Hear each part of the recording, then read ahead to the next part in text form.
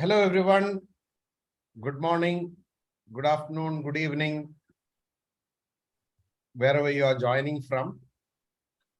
I am Safir Aziz, 1995 production from TKM College of Engineering. Right now, joining you from Cochin. I'm excited to be moderating this event, talking about Dubai's Vision 2071 digital economy and metaverse future. I'm sure you are also equally excited. Who wouldn't be when we are talking about something 50 years from now? Where else will we get an opportunity to listen to or discuss these aspects? I can see that most of you are on mute now. We have enabled a setting that will put you on mute as soon as you enter. However, at the opportune time, you will be given the ability to unmute yourself and ask questions. If it is possible, if the bandwidth allows, I request all of you to turn on your video so that the speaker who has put in a lot of effort, he can actually talk to people rather than just the photographs or a profile picture. If you are from TKM College of Engineering, or if you are an alumni, please rename yourself so that we can see the year of passing as well as the branch of study.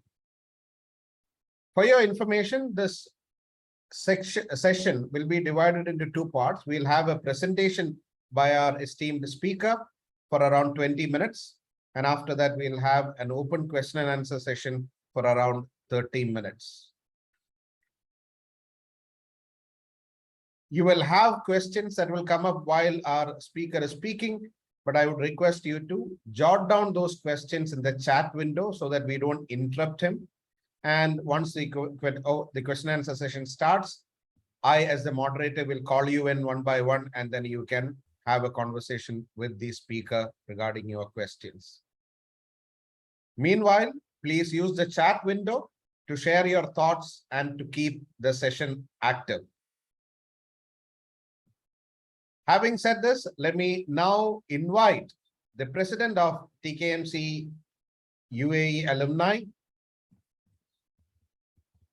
Mr. Nujum Nawaz from the 1995 batch.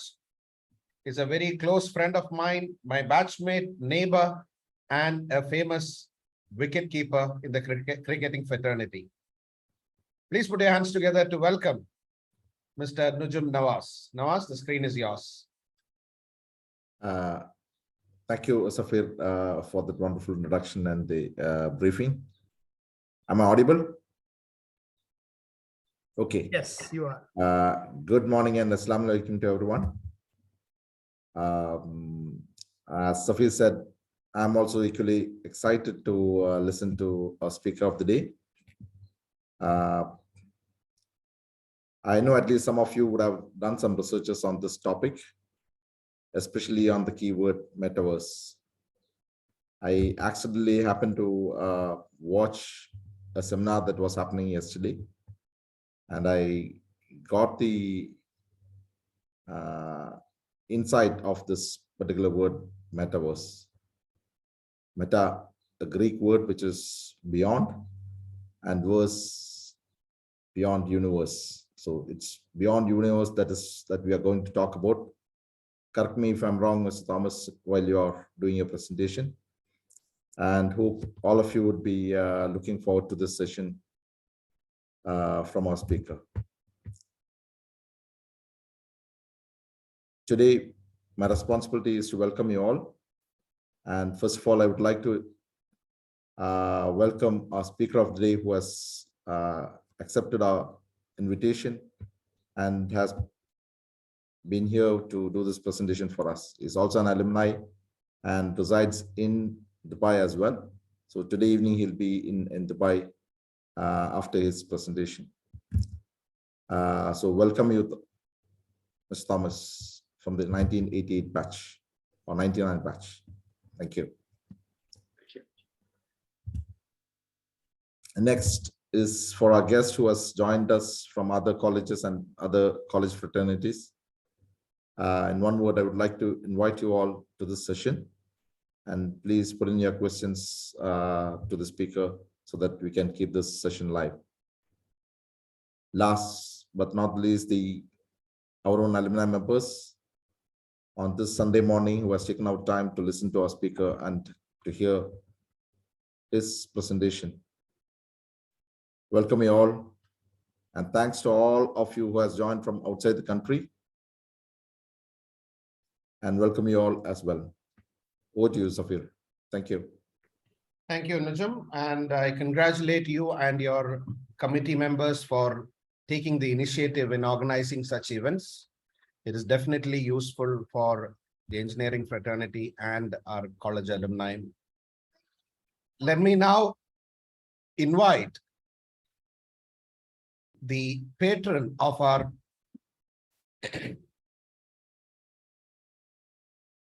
placement and mentoring cell of TKMCE Alumni UAE to introduce our speaker. Unnikrishnan sir, the screen is yours. Thank you, Safir. Hello, all. So today we have the third session of the Distinguished Speaker Series planned for the year. Here, I feel extremely proud to introduce the speaker, Thomas Kuruvilla, who is actually the member of our TKMCE Alumni Fraternity.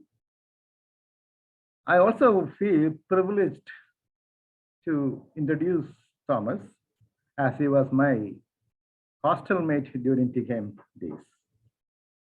Actually, എനിക്ക് തോമസിനായിട്ട് വളരെ വേറൊരു അടുപ്പം കൂടി ഉണ്ടായിരുന്നു. അത് ഞാനിപ്പോൾ തന്നെ സഫീറും ബിജുമായിട്ട് share ചെയ്യായിരുന്നു.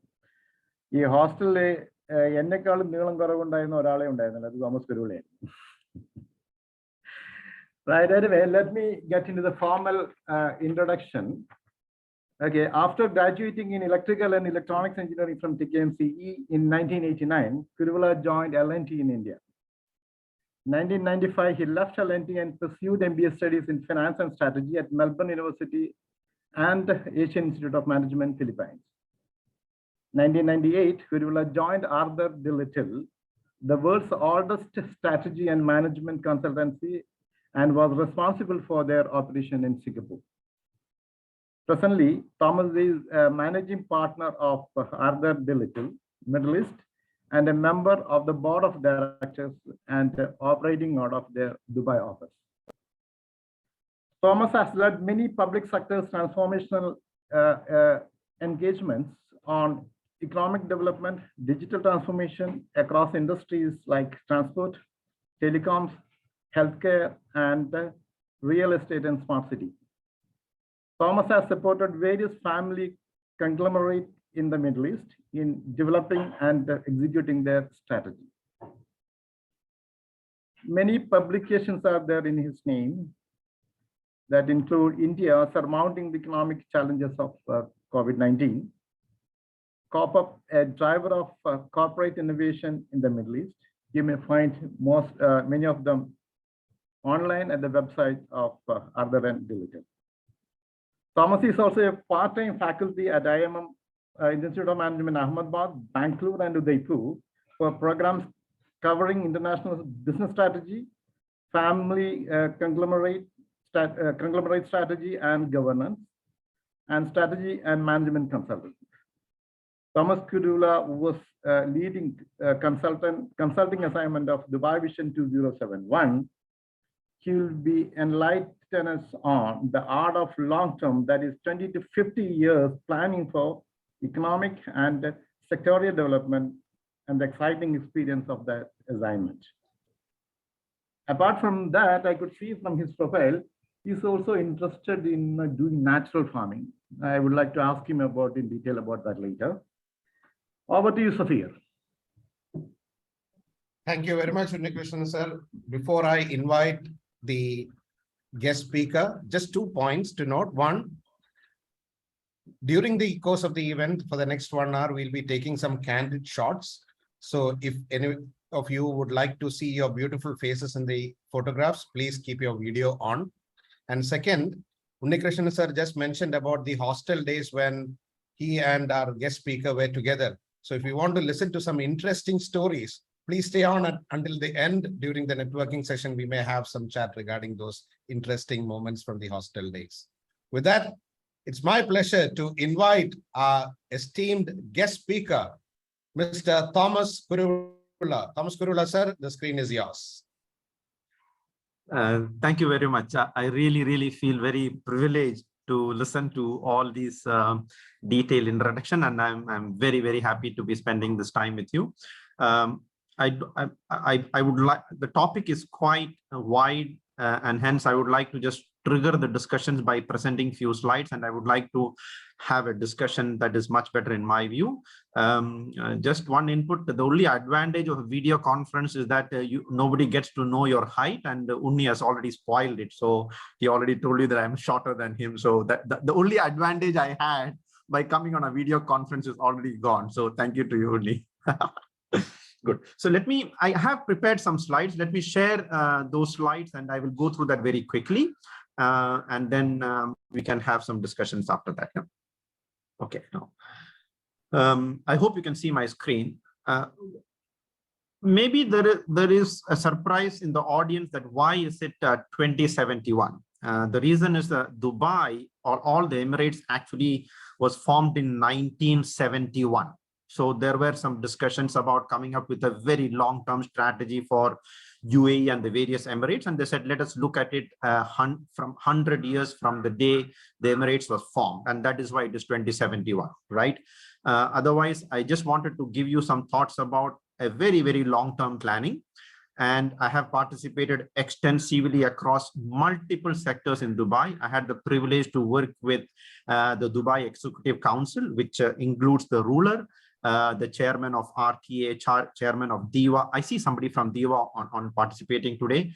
The chairman of DIWA, chairman of RTA, Etisadat head, MR head, Dubai ports. So all the infrastructure related businesses, the CEOs forms a committee, and I have worked with them extensively to help developing the overall long-term strategy. Yeah.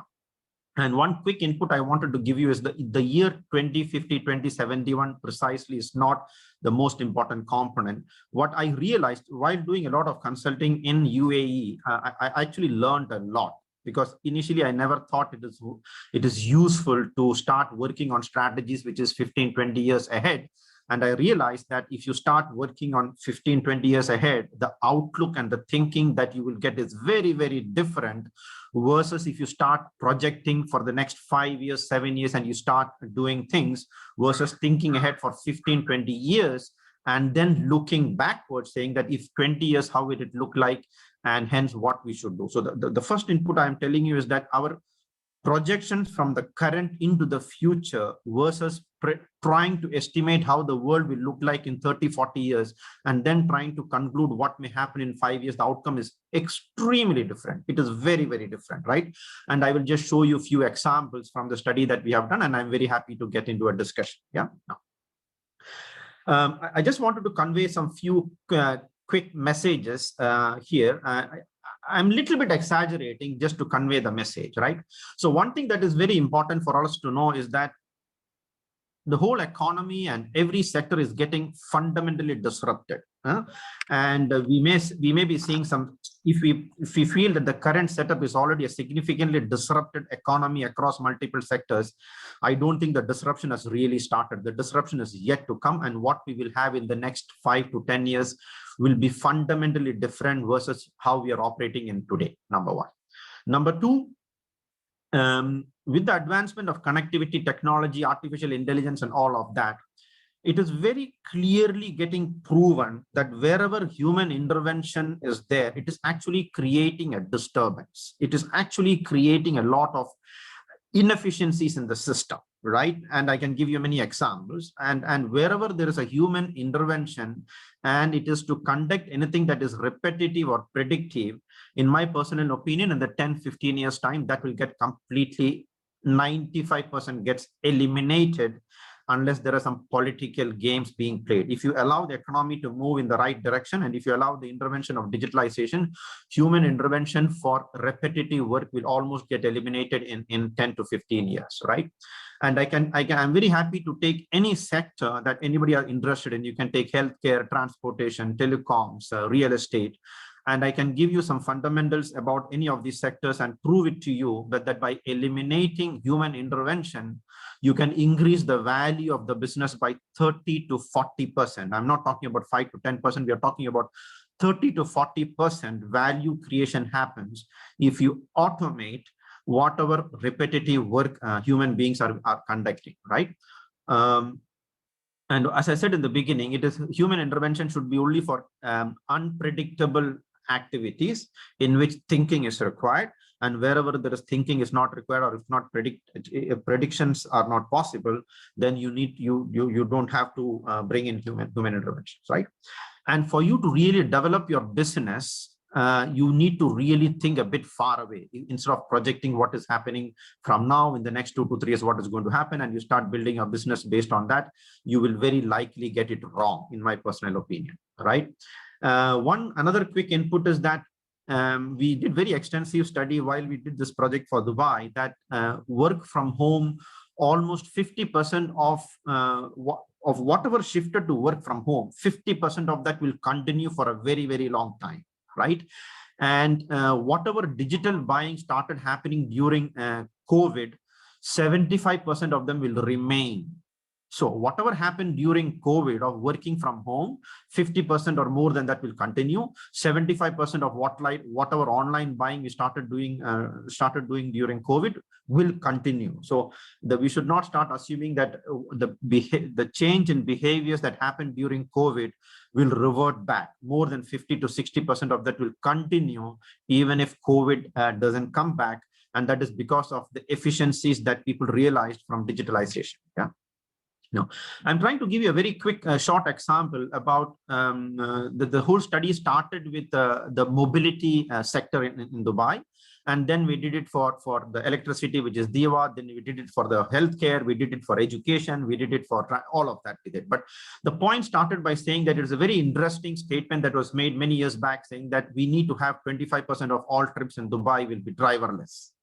And it is already getting on track, and by 2030 you will already have more than 25% of the trips in Dubai will be autonomous without drivers. That is already going to happen. So if people think that it was too much, it was ambitious, it will not happen, that is not correct, right?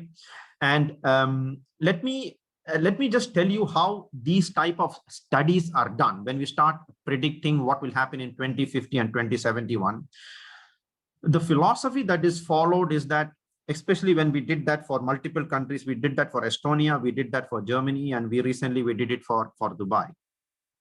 You cannot take data and extrapolate the future, right? The way it was done is for every single sector, right? We try to get in the best people in the world. For example, if you are going to talk about logistics, we go and find out who is heading the logistics research and development in Amazon, for example. And the request for them goes directly from the highest leadership in Dubai to bring them into a discussion. If it is healthcare, we find out that the best healthcare thinking is happening in Harvard Medical College. We bring the experts. If you want to understand what is happening in the automotive sector, we bring in people who are doing research for BMW, for Tesla, for Mercedes-Benz, right? So the way we try to understand what may be happening in the future in 10, 15, 20 years from now is not looking at current data, because that will always give you a very, very, very wrong impression about what will happen in the future. The way it is done is that you look at people who are doing a lot of research and development, fundamental research, think tanks who are working across multiple areas, and then bring the best people, and then we conduct multiple workshops and say that, what are you trying to innovate in logistics? What are you trying to do in driverless vehicles? What are you trying to do related to healthcare? And so what research and development are you doing? What are you trying to implement in 15 years from now, 20 years from now? What grants are you getting? And that is how we start forming an opinion on how things happen, right? And we always use think tanks for that. We use very sophisticated tools to develop scenarios, because we get inputs from very, very senior people, 20, 30 people, and they even contradict themselves. And these contradictory inputs are put into a tool and try to get an alignment to see what is at least what people are thinking about what will happen in 10, 15 years, right? And we bring in a lot of experts. What I will try to do is I will just show you a 1 minute. Yeah, let me come back to the presentation. Okay, before coming back to the presentation, let me just give you some quick inputs on this type of workshop, right? So the way it happens is that I don't know whether you saw it completely. So it is more about understanding the thinking from the best experts in the world. And there are workshops with companies like Amazon on logistics, companies like BMW, Mercedes-Benz on automotive sector, on Harvard Medical School, on medical hospitals and all of that. And then there are and we also invite young kids. You may think that it is, why is it? So we bring in kids 5 years old, 10 years old, 12 years old, from multiple geographies, multiple ethnic backgrounds, local people, international people, and ask them what do they think, what are the reading, what are they expecting, how do they want to see the world in 20 years now, 25 years now, 50 years from now. So we ask a kid who is 10 years old studying in the 5th grade, like, what do you think the world will look like in 30, 40 years? Or if you can design the world, how do you want the world to look like if you had the ability to design whatever you want? And these type of inputs are given a lot of importance. And when I talked about the Executive Council, I'm talking about the ruler, the RTA chairman, the DIVA chairman, MR chairman, these people sitting in workshops and listening to kids who are 10, 15 years and asking them one-to-one, saying, what do you want to see in Dubai in 10 years, 15 years from now? And all of them keep saying that I don't want to study, but they ignore all of that. But there are many more interesting inputs that come during those discussions. Let me quickly share some outcome from that study, and then we can get into a very quick Q&A, right? Can you see my screen again, the PowerPoint slide? Yes, yes, we can see, but it's not on presentation mode. Yeah, it is now. I put it on presentation mode, right? Yeah.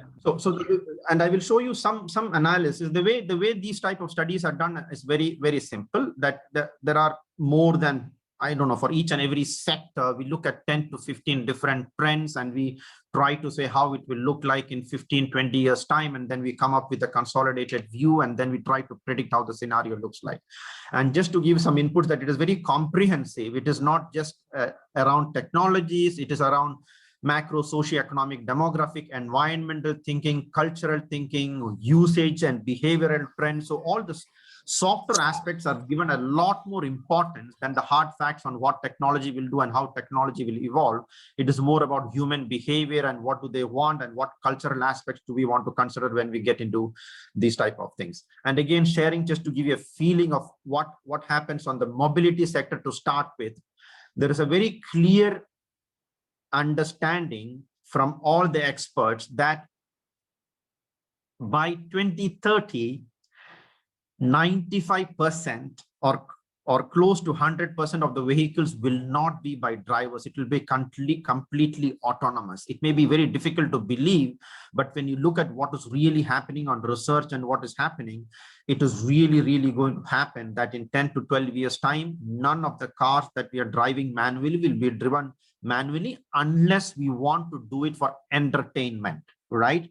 But for going to work, and if you have an option not to drive, you will have an option not to drive. And it is not only vehicles, we are talking about trams, buses, trucks, robots, shuttle, aerial taxis. I don't know whether you're already aware that there are autonomous trial basis in which the aerial taxis will pick you up from a particular location and take you to the airport for a price of 100 dirham. It is kept very cheap for now on a trial basis. But today, as of now, there is an app that is existing that you press a button, just like Uber coming to you, a driverless aeroplane type taxi can come and pick you up at a location and drop you to the airport, for example.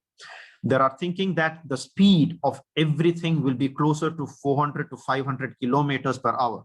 It is not the current 60 to 70 kilometers per hour. And we are talking about just 10 to 12 years time. It will be autonomous, it will be driverless, and we will be having speeds of 400 to 500 kilometers per hour speed. That is going to what is going to happen in the transport sector, for example. Everything will be on renewable energy or electric or battery and things like that. So it is all of them will be working on alternate energy sources. And one last quick point is everything will be connected in another 10 to 12 years time. When I talk about connected, it's not, I don't know whether that is the connection that we are imagining. Each and every person, each and every building, each and every houses, the doors, the air conditioning, the fridge, the school that you're going in, the newspaper that you are reading, the computer that you are using, all of them, including the human beings, will be fully integrated and connected. You will not have anything that is not connected unless you decide that I don't want to get connected. But the technology will evolve in a very short time of 10 to 12 years time, but 100% of things in the world will be connected. It will be linked. It will be talking to each other versus what we think about just a mobile connecting to an app and starting and stopping a car and all of that. It will be, everything will be talking to each other in 10 to 12 years time, right? And just for you to understand some of the other inputs also is that everything will be a service. You will not own any assets.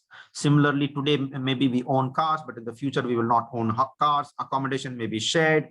Many things will be shared. So everything will be almost like a service. Like today, you're getting Google, you're getting a hard drive for Google, everything you pay only a subscription, right? You don't pay any fixed fee for any of these services like Amazon and all of that. But almost every service in the world will move into everything as a service where you don't have to own the asset. You're going to just to pay rent and use it, right?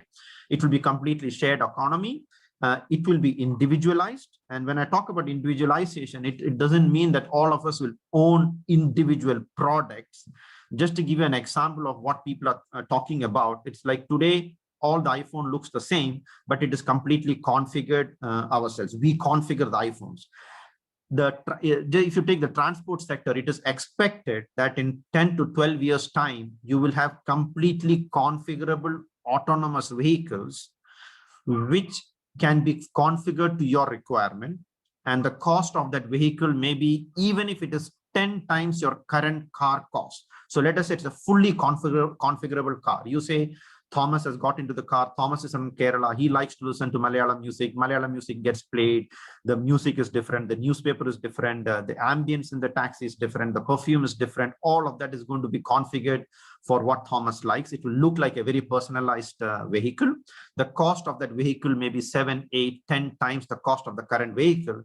But the cost to Thomas as an individual will be much cheaper, because I don't know whether you know that today, 95% of the time the vehicles are parked. Only 5% of the time it is used. So when it becomes 95% used in the future, instead of 5% usage, even if the cost of the vehicle is 10 times more, the individual cost will still remain the same as we have it today, to own, not to own, to share something that is 10 times more costlier, right? So when you're making it everything shared, the quality of everything will be significantly better. 3, 4, 5 times maybe the cost, but since the utilization is going to be 3, 4, 5, 10 times more, the cost to an individual will actually come down for having better services. And I don't think we should be surprised about it, because that is happening in mobile, in internet. If you look at how much we used to pay for internet, how much we used to pay for voice calls, it has come down by 100, right? So at that time, when somebody would have said that internet is going to cost you 1/100th of what you are paying, people would have felt surprised. But today, the prediction is for every cost that is going to incur, that we are going to incur because of the shared economy, shared assets, is going to drop drastically, exactly the way the cost dropped for hard disk space, telephone calls, mobile phones, internet, watching movie, and all of that. The cost is going to significantly come down, right? At the same time, when everything is going to be automated, there is a lot of importance is going to be given to green, healthy, local life, because if you continue remaining in front of the computer, you becomes very unhealthy, right? So there are going to be very, very serious implications and mandatory requirements to have a healthy, green environment going forward. And so when you automate things, there will be a regulation to ensure that you keep it very green and healthy, right? And again, I can share some details depending on the questions that you have, but there are very, very important outcomes saying that there will be extreme weather, very cold and very hot in Dubai in some time, but at the same time, you will be able to artificially control the 100% of the climate in Dubai. And when I listened to that, I felt it is shocking. But when you start talking to people who are doing research and development and implementing technologies, then you start realizing that it is actually going to happen. I repeat, 100% of the climate in Dubai can be artificially controlled, let us say in 10, 15 or 20 years. It is definitely going to happen, right? So when you have this pollution, when you have the environmental issues, when you think it is going to be very hot and cold and it is going to be a disaster, no, it will all be artificially controlled, for example, right? And all the inputs are put into a tool and we come up with multiple scenarios and we look at the various linkages between the various inputs. So the inputs are around demographics, works, travel, policy, regulation, and we prepare multiple scenarios, right? I will come into that if it is required. But just to give you some examples on the transportation side, going forward, you will not, all the roads will have charging on the road, for example, right? You will not need to charge your car. The car will be fully charged while it is running on the road. The road will be the conduit for charging, for example. You will not have any traffic light system displayed overhead, for example. In 10 to 12 years time, it is all going to be in your car. It is all going to be dynamically routed, right? Because you don't need to have a steady, fixed, painted traffic light system ahead on top of you, because if everything is electronically connected and it is centrally controlled by artificial intelligence, the system is going to guide the car to go in any direction, and you are not going to drive it. You are not going to read any signage, and all the signages that you have in Dubai may get completely redundant in another 10 years time, right? And this could not have been predicted if you look forward, versus you take a 2050 scenario or you take a 2071 scenario and you say, if this is going to happen in 2050, then let us think about what will happen in 2030. And then you start realizing that many things that is happening on the road transportation is completely irrelevant, and we are doing the wrong investments as of now, right? And then we created multiple. And just to give you an example of a decision that was taken after we created multiple scenarios, I'm happy to get into the different scenarios if you're interested, but for the sake of time, I would like to go into Q&A very quickly. For example, we decided that you are going to make private car ownership extremely costly.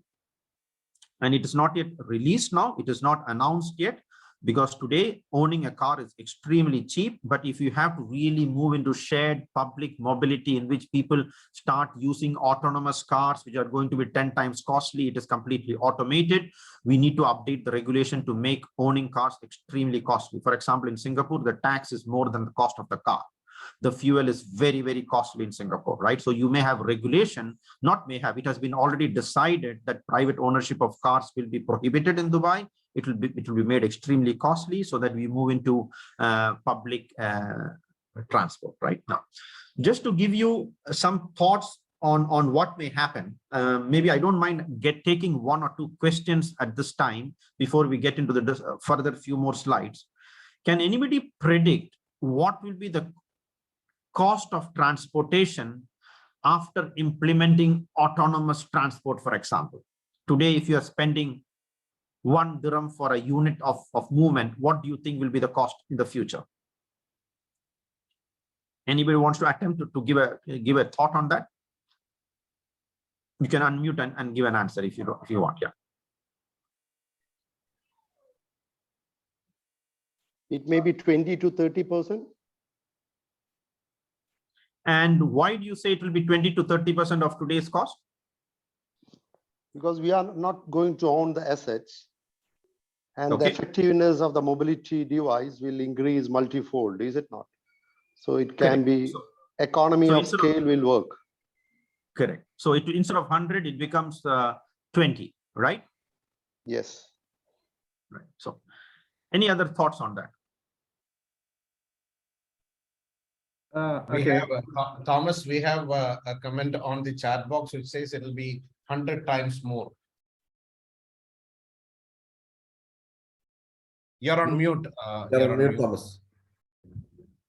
Oh, sorry, I was on mute. Okay, so it is okay. So it will be 100 times more. What do you think will be the cost of road infrastructure to carry the same transport that you are carrying today? Today, you are carrying a passenger on the road. And let us say it costs 10 dirham to carry a passenger on the road for 1 kilometer. It's costing you 10 dirham. What do you think will be the cost 10 to 15 years from now instead of 10 dirham?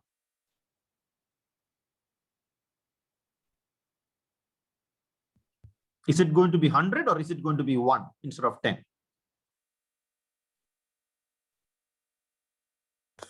It'll be around it'll be some cryptocurrency, because I don't think we'll again be in dirhams 10 to 15 years if you're going to centralize everything. Right. And I think, but in terms of dirham, I think it will be somewhere around 1 to 2 dirhams, the way things are moving. Right. Okay. So let me give you the conclusion from the study, right? So what do you think is the utilization of a vehicle? Then you moved from the regular taxis to Uber and Careem.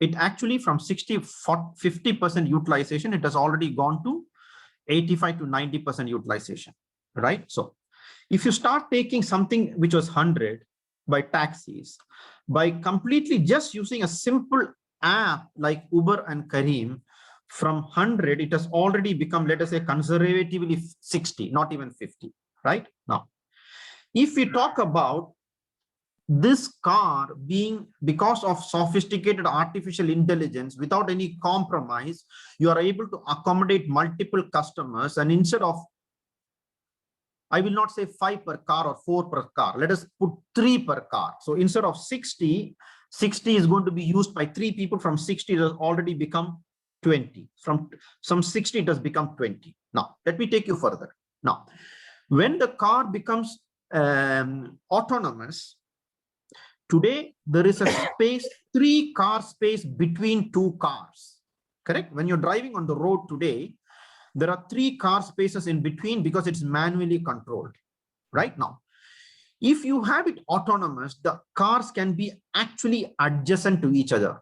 That means in the same road infrastructure, instead of 1 car, you can put 4 cars, right? Because it is vehicle controlled. It is, the vehicles are talking to each other, right? So you don't need to keep 3 cars in between. The space is occupied. So instead of the road carrying 1 car, the road will carry 4 cars. So from 20, it has become 5. Okay, we started from 100, just imagine. Now, the speed of the car today on the road is average, let us say 100. It may be 60, 70, but let us put it as 100. In 10 to 12 years time, from 100, it will at least go to 250 kilometers per hour. Autonomous dedicated line is, human beings are not fooling around the road and coming in. Everything is autonomous. The speed will be at least 250 from 100. So from 5, it has already become 2.5. See, and I did not want to spend a lot of time. From 100, just by simple logically explained, I have explained it to you that it becomes 2.5 instead of 100. Just on transportation. This is an extreme case, but I can prove it to you in almost any sector.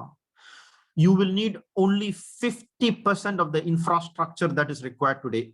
50%, not 70%, 80%. It is 50% of what you need today. When you digitalize, you remove people like us, the human beings who are messing around and inefficient and not doing anything properly. You take us out, you automate anything, 50% efficiency gain, 100% guaranteed, right? Again, and I will give you a few more examples and then we'll get into a Q&A. For example, so I already proved it to you with data that from 100, it has gone to 2.5.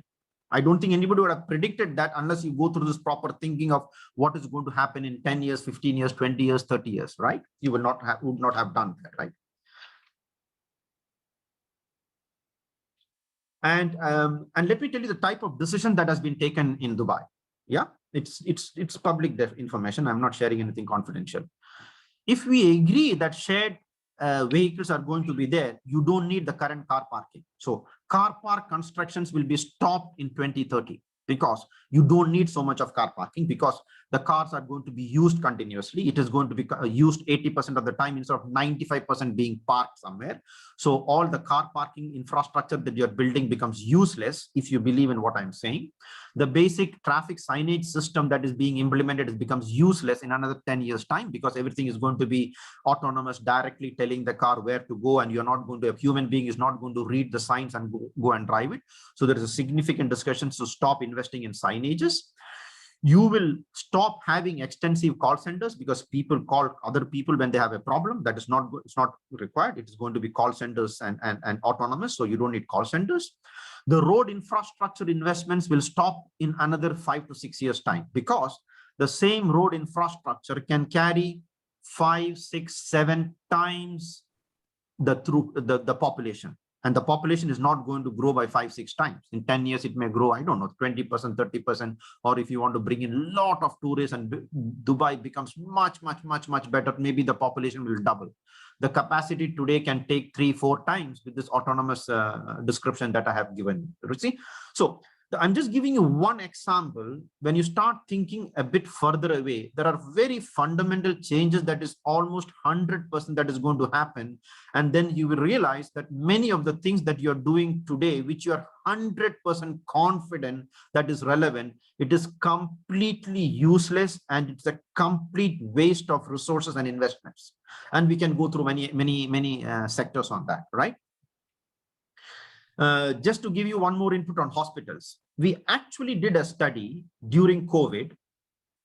30% of the hospital requirements, hospital visits were not even required. And in another 7, 8 years time, 70% of the hospital visits are not required. 70%. 35% of the treatment that we used to go to the hospital, today it is already remote. We don't go to the hospital in Dubai, right? We arrange a video conference. I'm already doing that with MediClinic. I don't go there. I just fix an appointment. I enter all the data. The hospital is not entering any data. You don't make any mistake because I'm manually entering it. I have a video conference with the doctor. If I have to take a blood test, then I have to take a blood test and I don't have to go to him. Share the blood test with him. He prescribes the medicine. Medicine comes through Uber or Kareem to my house from the pharmacy. I'm sitting at home talking to the doctor and getting it done. And instead of 35%, it is expected to go to 75% remote treatment versus what is happening today. 50% of the bed space that is occupied today is a waste of space. You don't need to be in the bed at all. So the current hospital can process double or triple the number of healthcare issues, not patients, because if you say patient, it means you're going to be in the hospital. That is not required, right? So the healthcare cost will come down significantly, maybe by 35 to 40%, or we will get a better healthcare for the same amount, right? So when I talk about cost coming down, it is more related to the same facilities and treatment being given. Same thing on real estate. Energy savings can go up to 35 to 40%. Parking space can be completely reduced. Just to give you an example on the real estate side, today, by dynamically routing the cars in the parking space, you can save 30%. It is already happening in multiple buildings in Dubai already, right? And let me give you one example of what is happening in a building which we may not be aware of. That people who are coming regularly to their house, they are given parking spots near the lift. You don't own a lift. Everything is shared. If you remember, I talked about shared economy, shared infrastructure. And people like me who are coming to Dubai once in a week, they will never give me a slot near the lift because I have to walk. Let me walk for 5 minutes because you're walking only once in a month. So why will I block a slot near the lift? So I will be given a slot which is a bit far away, but I still walk only once in a month. So I will be given a very far away slot. And people who are coming every day to their building will be given a slot very near to the lift. And we are saving their time, and a lot of efficiencies are happening. And the moment you come into the building, the door is open, the curtain is open, the air conditioner is open, the AC is regulated. All of that is already implemented in Dubai for now in MR buildings and Aldar buildings, right? There are telcos in which there is zero human intervention. Zero human intervention. It's a company called Simyo, and the customer experience is 10 times better. And the price is 38% lower than the current cost. It is already existing that there are telcos that you cannot talk to anybody, because if you talk to somebody, it means that it's inefficient. It is completely automated, right? Restaurants and kitchens are already today producing 3 to 4 times the food that they used to produce in the past because of ordering from home. Education, 50% of the education will shift to remote education in another 7 to 8 years of time. As I already told you, the vehicle cost is going to be 10 times, but the total cost is going to come down, right? So, and I will just talk a little bit about Metaverse also. Now, what we talked about is just digitalization. Metaverse is a completely different game in which I sincerely believe that in 10 years time, everything that you see today will have a digital replica. I repeat, everything that you see today will have a digital replica in the cloud in 7 to 8 years from now. Everything will be replicated. It will be extremely cheap, and you will be able to conduct business seamlessly between the virtual world and the real world. You will be buying stuff, somebody will be taking a measurement, you'll be placing an order for a shirt, everything on the virtual world. A tailor will come and take your measurement, and then it's on the virtual world. You're not going to see them. Nothing is physical. And everything gets manufactured, it gets couriered, and then it comes to your house. But you will have 100% of the feeling of going to a tailor and doing it. Right. So this is what we meant by metaverse. Everything will have a duplication of physical and augmented reality.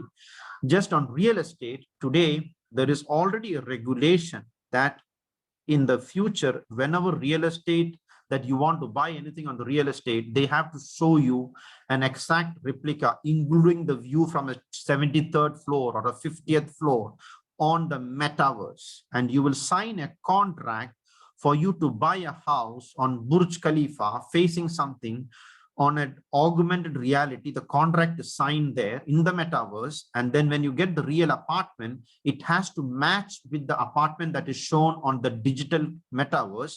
And if it is not similar to what they have shown on the cloud, you can sue them legally, saying that on the metaverse, you showed me an apartment. This is how it looked like in the augmented reality, and the real apartment is not like that. I'm not buying this house, and you can take them to court, right? That is what is getting implemented in Dubai right now. It is nothing new, right? Metaverse is expected to bring in around 4 billion. There is already a regulator to regulate virtual assets on the cloud in Dubai already implemented. You cannot just go to the cloud and buy something. There's a regulator implemented for that, right? And the Dubai city is getting duplicated in another 5 to 6 years time. The whole Dubai, not the current Dubai, whatever they're planning in 2030 will be in the cloud by 2025. So you can physically see what is happening 5 years, 10 years, 15 years ahead of time. How is it going to look like? You can give inputs, you can do whatever you want, and before it becomes reality, right? Today, I'm finishing in another 10 and one or 2 minutes so that we can at least have some Q&A. I'm sorry, I did overrun. Today, there are already cases in which the whole airport is duplicated on the cloud. And when they want to do any maintenance, they do it on the cloud, and the robots will conduct it on the physical assets. Human beings are working directly on the metaverse, for example, right? BMW and all of that, they have started creating metaverse factories. Cars are being manufactured in the metaverse. Maintenance is being done in the metaverse, and then the robots will conduct whatever you're doing in the metaverse in the real world, right? And there are already some companies that are there in the metaverse, and these are some names that I just showed it on the screen, right? Let me stop here and let us get into a quick discussion. Maybe some of you don't agree with it, or you may be worried about the implications of human jobs, what is happening, and I'm very happy to get into a discussion. Yeah. Thank you, Thomas sir. Before we get on to the question and answer session, let me request all of you to come on video so that we can take a good picture while the questions and answers are being question and answer session is being conducted. I have 2 questions on the chat window. We'll start with that. The first one came from Riston Thomas. Riston, please unmute yourself and you can go ahead and ask the question. Yeah, hi, good morning, Thomas. So thank you for the wonderful session. What I would like to ask is, in 1998, when the internet boom started, there was a lot of push towards internet as well as towards companies related to that. Now that we can see a push in digitalization, what do you see? When is the curve for digitalization going to flatten? And when do you see maybe SaaS companies related to digitalization actually going over the valley of it? See, you can actually call Metaverse or Web 0 an extension of the digitalization, right? But I would not like to look at it like an extension of digitalization. It is you're actually discontinuing a digitalization philosophy, and it is an extension of the physical world, right? So the way I would like us to look at it, it is not an extension of digitalization. It is not just Facebook getting into the metaverse. It is the physical life getting duplicated in the cloud. And that is already happening. There are many companies who, I can give you examples. There are telcos, there are garments, there are food factories, there are many companies which is 100% already on the cloud, 100% already on the cloud. So for me, the flattening is, I don't know what you mean. The flattening is the digitalization is not what is happening now. I think it is going to come much faster than what we think. The complete metaverse philosophy, right? Look at, again, when cryptocurrency came, whether token came, we all thought it is a joke. It is not a joke. Digital currency, cryptocurrency, validated tokens is the way we are all going to transact maximum in 3 to 5 years time. 100%. The paper currency is going to be wiped out in 3 to 4 years time. I don't think people estimated that in the past, right? If you look at our own predictions on internet, Amazon, digital buying, mobile phone, all our predictions were very late, right? It happened much faster, right? So so my thinking is it is going to be quite quick, the complete metaverse philosophy. Yeah, very quick in few years time. Thank you, Thomas. We have Abdul Salim from 1998 Civil who has raised his hands. Salim, go ahead. Hi. Thanks, Mr. Thomas, for a wonderful session. It was really awesome, I would say. And I'm excited to see the future. Okay. See, my question is with respect to, you just touched upon the cryptocurrency and the plan to discontinue paper currency. Correct. A person, I'm a person who actually always promote on, the digital currency and, cryptocurrency. But when we speak to people, it's very hard to make others believe that this is going to happen. So if you can just put some light on the plan of Dubai to implement. We have already seen the regulatory coming in to give, crypto exchange licenses and stuff like that. But if you can just enlighten us to give the view of Dubai in digital currency and cryptocurrency, and whether Dubai is going to come up with digitalizing the currency the way China came up with, So if you can just, I have one more question which I'll shoot after this. Correct. Yeah. Should I try to give answers very quickly because we are overrunning our time, or you would like please. to stay? Yes. Yeah. There are quite a few questions that has come up, so we can do it faster. Before answering this question, because I was in Singapore many years back, right? And when they wanted to have credit card transactions in Singapore, this is in 2001. I repeat, 2001, overnight, government said that 100% of the government transactions will be with credit card. And they told them that in 1 month from now, all of you should use only credit card. If you come to the government with money, you cannot even, the transaction will not be done. In 1 month's time, 100% of currency got eliminated in Singapore government transactions in 2003 in 1 month's time. Dubai is definitely going to implement, saying that currencies are not going to be allowed in Dubai. And then whether you believe it or not, it is irrelevant. It is irrelevant. You don't have an option in your life. You say, it's not, Thomas, your currency is useless. You just burn it. And I don't believe in it. So what? You will not eat food or what? So it is going to happen. It is going to be made mandatory because the savings on transaction, let me tell you the approximate savings from moving from paper currency to digital currency. The cost of transactions actually comes down by 8 to 9%. Can you imagine what is the economic savings when you say 8 to 9% just moving everything digital, right? In India, when it was implemented, we thought the farmers will not have Google Pay. We thought so. All this baklava, the small roadside shops will not have Google Pay. Then when they started realizing they will lose business, they all have the sticker in front of their shops now. Everybody in Kerala, 99% of them, we can do Google Pay. Yeah. So the answer is, it is 100% going to be implemented. The timing may be 1 or 2 or 3 years. Digital currency will be made mandatory and paper currency will be 100% eliminated. And it will come in by a regulation. Okay, sir, we have a couple of questions related to human behavior and the human mindset. So when we talk about digitization, a lot of things are happening in the digital world. How are governments looking at changing the human mindset, behavior, and also related to how will the blue collar workers, for example, be taken care of in a new and digital world? See, I will be a bit, I know it is getting recorded, but let me be very blunt and transparent here. See, the requirement of maintaining blue collar work and low end work is a political game being played by politicians and corrupt politicians. Let me be very blunt on that, right?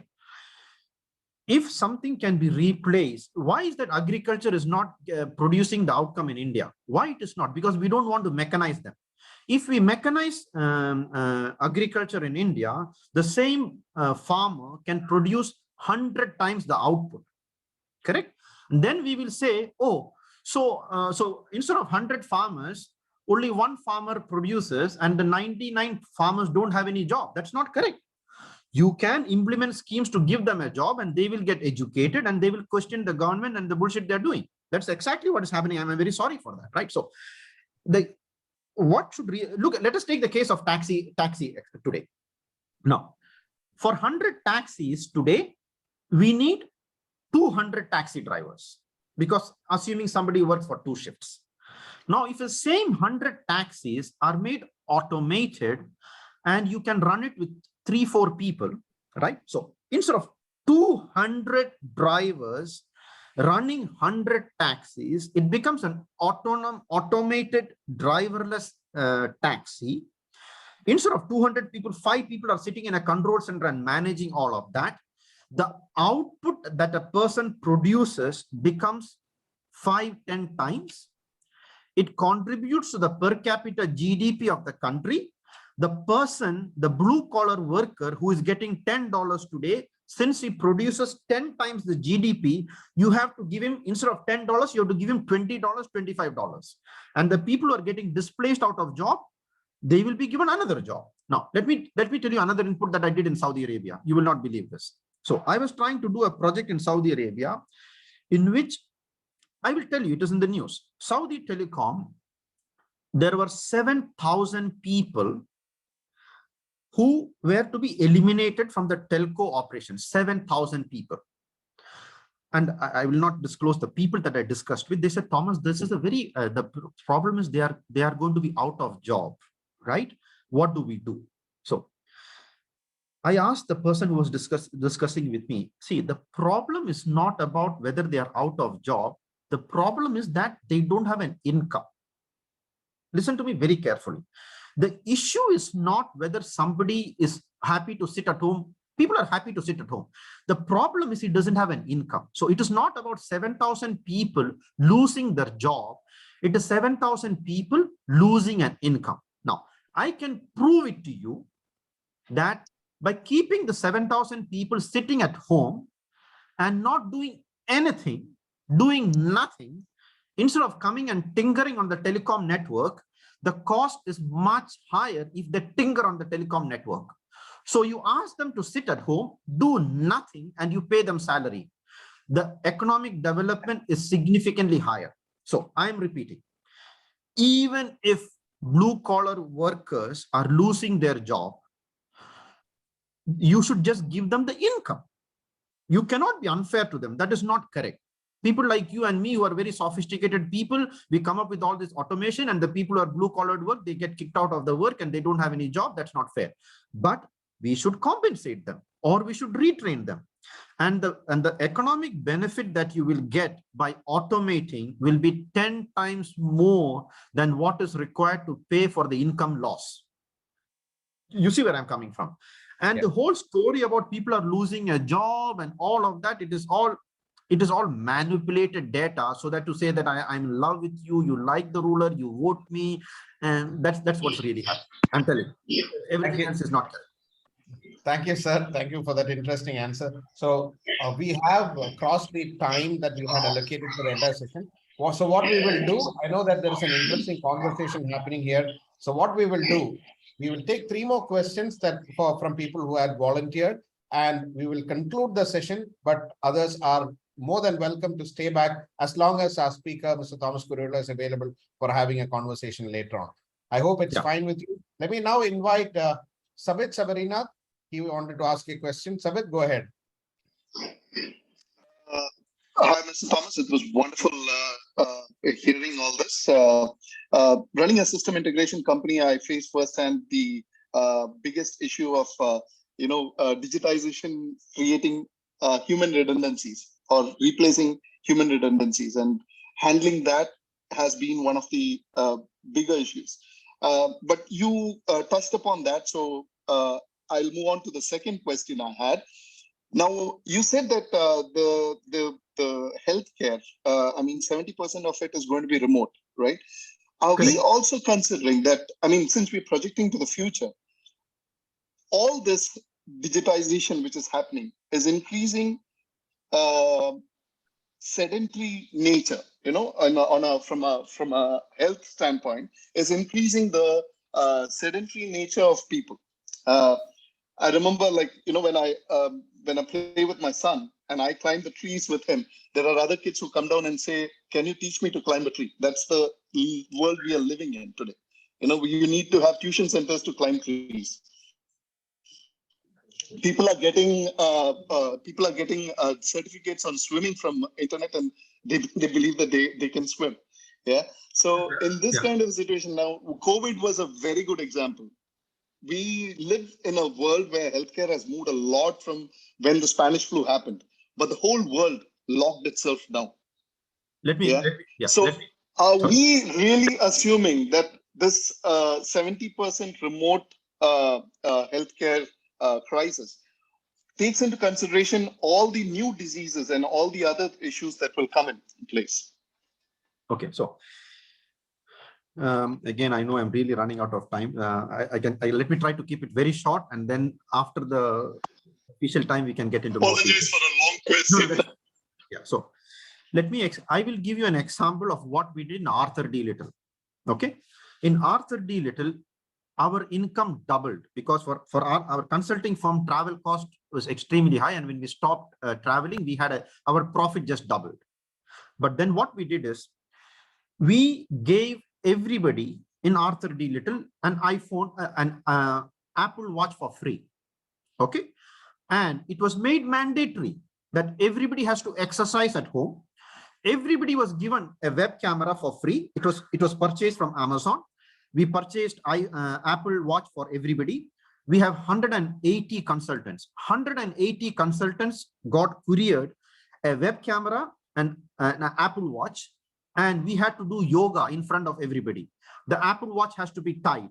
We are measuring what is the exercise you are doing. And now let me make a statement to you by which all of you will laugh. The bonus people got in the year 2021 had 15% of the bonus linked to the activity captured on the Apple Watch. Okay, so now when I talk about Dubai, in the scenario of complete autonomous, there is a very significant initiative to keep people healthy. You will be mandated to remain healthy. It's not even your choice, because if you're not healthy, we will not give you medical insurance. You see, so the philosophy, we are already implementing that in Saudi Arabia, right? In Saudi Arabia, people are obese, right? And the government is telling them that I'm going to give you 5 years to really handle these things. And if you don't get healthy, we will not give you health insurance. So the way it is going to be handled, unfortunately, the way we talked about currency being made mandatory, you will be mandated to take care of yourself, because the government cannot have the money to take care of your unhealthy lifestyle, right? So it will come through regulation. Every society will have green environment. They will measure the oxygen level. They will measure all of that. So MR cannot just build some 25 buildings with 1 million people and people are giving carbon dioxide. MR will have to pay penalty for that, right? So that also will be regulated. So the atmosphere quality, the safety, the health, all of that will be regulated 100%. So you can you will be mandated to just cycle around your house. You keep cycling. If you don't cycle, I'm not going to give you health insurance. Go and sit at home. You see? Yeah. Thank you, sir. Let me now invite Jiju Jalal. JJ, please go ahead. Your chance to ask the question. Oh, Jiju Jalal, so happy to see you. We used to play badminton every day. Oh, Still I play. Still I play. Yeah. How are you, Kuruvilla? I'm very good, very good. Yeah. You look still young, huh? Okay, good to know. No, great session, man. Great session. It's really happy to sit on a Sunday and listen to a lot of advanced and future scenarios. Thanks for the TKM alumni session. One quick question, like you said about the cryptocurrencies and the future, all these things. Let's say we wish to buy a property in downtown area through the metaverse. How is it possible? What will be the ways and how you can do that? Okay. So Can you explain that? I can explain that to you. It is already there today, right? What is going to happen now? 100% of Dubai is going to get replicated on the metaverse in the cloud going forward, right? The transactions will become digital. The tokens that you will have a legal validity. So you will use cryptocurrency. Okay, so, and you will have, there'll be two real estates, for example. You will have in the metaverse a real estate that is duplicating, that is physically present in Dubai. And you will have a virtual real estate in the metaverse, which is, there's no physical replication of that, right? And I don't know whether somebody is getting confused when you say that, Thomas, there's no physical house, that it is there in the metaverse. It is, yeah, there's a metaverse. You will sit there. You will invite your girlfriend to come to the metaverse house, which is not a physical house. She will come there. The way you're talking on WhatsApp, you will sit face to face with her. You will order a food for her. She will get that, and you want to give her a necklace, for example. Digital necklace, you will have to pay. Don't laugh at this. You will pay a $10,000 digitally paid necklace will be put on her digital avatar. It is not a real necklace, but you still have to pay $10,000.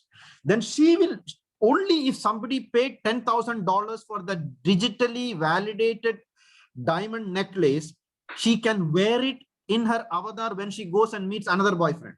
If it is not that, she is not allowed to wear that digital necklace. Today you can fake it.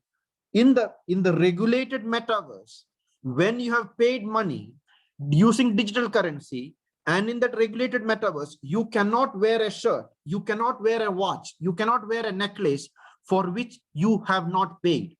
So owning a BMW in the real world and the prestige you have for owning a BMW in the real world, the same thing will happen in the digital world. I'm 100% sure of that. So to answer your question, digital currencies are going to be there. In the metaverse, you may create a duplication of an MR building that is going to really come. You do the transaction, you pay the money in the digital cryptocurrency, and then you get the real estate somewhere in Dubai, real one. Similarly, MR may create a metaverse version of some fun-looking apartment, nothing physical, virtual, and you can invite your wife and kids. They also come in virtually, have fun virtually, have food virtually. You can give them a present virtually. The son suddenly has an iPhone, which is a virtual iPhone, and he shows it to his metaverse friends in his metaverse world, and it continues. It is going to happen. Thank you, sir. Yeah. Very good. Thank you very much. Thank you. We have one last question before we formally conclude, and we'll leave the meeting open as long as you want to. The question, George, sir, from Deva, can you please unmute yourself and ask your question, please? A very great presentation, Thomas. In fact, your presentation has given a lot of strategic insight to us.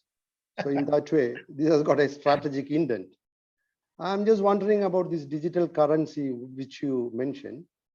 Right. I'm still a bit confused whether cryptocurrency will rule the world or the digital currency sponsored by the government will be the ultimate. Because ultimately there should be a fiat currency, is it not, for each government to have? So why in future a cryptocurrency will be encouraged? Yes, see, the logic is, okay, let us get a bit more into the technical thing. See, as long as it is tokenized, and a Bitcoin is mined against it, there's no issue, right? So as long as something is there's a digital token which cannot be duplicated, and a regulatory authority can validate that this token is validated by the monetary authority of Dubai, then it works. See, and let me just give you one more input.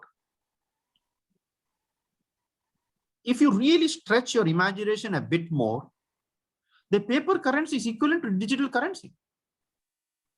The paper has no value. It is a legal regulation that is giving you a value of 100 dirham. And whether 100 dirham is 3.75 US dollars or whatever, that is managed by the economy. Same thing will happen with digital currency. The moment the government backs it up with a digital token and with a mining, and there is a blockchain connecting the transactions, it will become as good as a regular currency. It has to. But the value will keep fluctuating. The way the exchange rate between Indian rupee and US dollar keeps fluctuating, the exchange rate between a cryptocurrency released by Dubai government and the cryptocurrency released by US will all be very different, right? The trick is that in the past, the world allowed US dollar to dominate. Now, China is trying to avoid that. India should try to avoid that because we have the mass population, right? So everybody will try to fight to have their cryptocurrency or the currency that is backed up by their legal system to be very powerful the way US dollar is very powerful today, right? But it will 100% get legalized as long as it is backed up by the regulation. And again, I know I'm repeating a statement that I'm saying. Technically, there is no difference between a paper currency and a digital currency. It's a printed piece of paper. You put that piece of paper on the internet, it becomes the digital currency. The paper doesn't have any value. It is a regulation that validated the value on the paper. If the same regulation that validates the value of the paper, they could have validated the value on the digital currency, and it becomes equally good. Thank you, Thomas. Thank you, sir. Thank you, Thomas, and all the people who have asked questions. I hate to be the person who says that, okay, the question and answer session is formally coming to a close because it's been an interesting session. I'm excited to see 70 plus people in the room even now after maybe 1 hour and 15 minutes. That shows the interest. So let me do a quick summary, and then I'll invite our General Secretary to do a vote of thanks. So people who had planned their time earlier and who wants to leave may leave, but who wants to stay back and ask questions to or interact with Mr. Thomas, you may please do so. So in my opinion, I take back 5 points. Yeah. No, I just wanted to give an input that I can stay another 25 minutes. Yeah, go ahead. Yeah. Thank you. Thank you very much. So for me, there are 5 points or 5 takeaways in this. Number 1 is about the pace of change that is happening. I remember reading a joke some time back. It said 100 years back, everyone had horses and only the rich people had cars. And today, everyone has cars and only the rich people has horses. So, you know, the way things are changing is massive. We spoke about driverless cars by 2030. We are talking about controlling the climate 100%. We are talking about charging on the road, dynamic routing of signages to your car, road investments stopping in a few years from now. All the people in the construction industry, please note, we are talking about remote medical care, a connected world where we have services. Wow, where are we leading to? The second important aspect that came across to me is about using current data to plan for the future. And I think it's a valid point to say that, okay, current data probably will leave us, we will not lead us anywhere. The third aspect which you mentioned, and that's one important thing that I take from this meeting, understand future trends, anticipate long-term scenarios, and recommend a forward-looking roadmap. I think this is not just important for countries, it is important for companies, and it is important for individuals as well. Some of the questions that came up are related to what will happen to the job market 10 years from now, what will happen to the construction industry.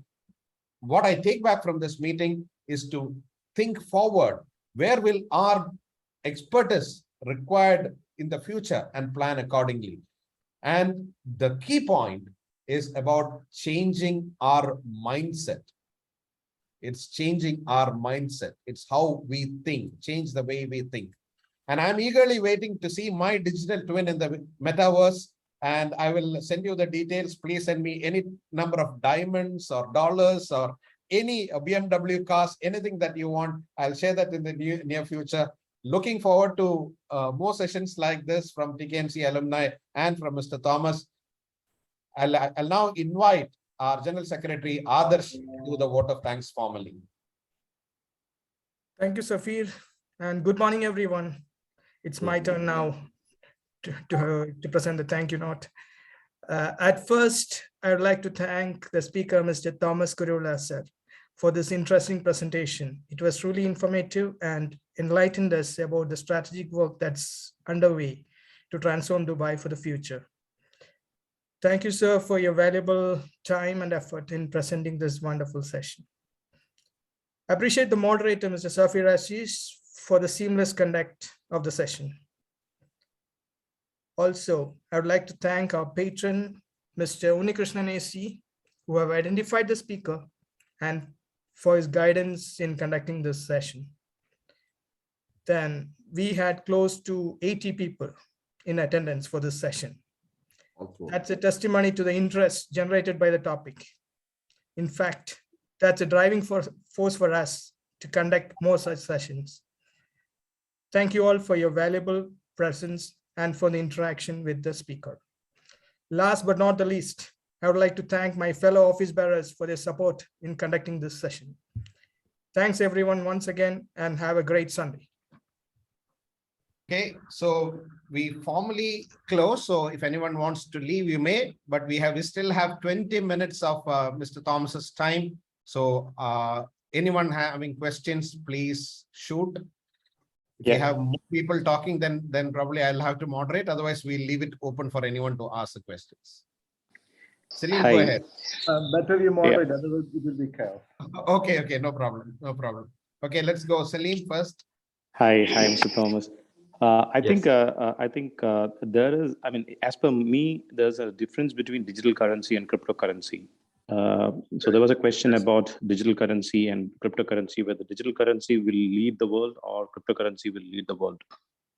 And according to my understanding, because I work very closely in the space, so according to my understanding, probably the regulation will have to take a back seat, because the decentralization is taking in charge, and the blockchain technology is taking the front foot of, and the leading space. What is your view on this, Mr. Thomas? See, again, I was trying to restrict the answer because we had so many questions. So there are too many questions. I did mention that regulation comes in, right? When we talked about people maintaining the healthy lifestyle, when everything is autonomous and government will mandate people to do exercises, and you will measure that over the your Apple Watch, and the government is regulating it. I'm taking on that point first so that I come back to this question to give you the full picture of what I'm talking about. See, the government will intervene, or the regulator will intervene only till the digitalized, connected world cannot handle it on its own. So why is that? That it was a very good question that somebody asked, saying that, Thomas, when everything is automated and we start sitting at home and we become unhealthy and the health cost goes up, and the government will, Dubai government will 100% mandate that I need to understand that you're taking exercises. You have to measure it on a device so that we will guarantee you healthcare insurance. But as it moves forward, the government will step back and say, guys, the health insurer and the person will directly interact. The health insurer will directly connect to your watch and understand whether you're maintaining a lifestyle. And the government regulation is not required, because my watch data will be connected to all the health insurance providers. They will understand what is my health condition, and they will compete between themselves saying that, Thomas, I measured your activity in the last 1 year. I know what is your sugar, your cholesterol, your BP. I'm willing to give you an insurance for $100. Another person will say, I will do it for $90. And that competition will happen. And you don't need the regulation for that.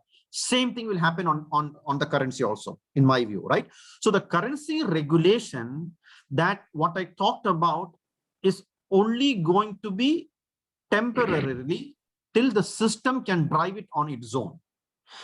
And I also believe that digital currency will have a much more prominent role than cryptocurrency, but I will not want to say that in the very long run.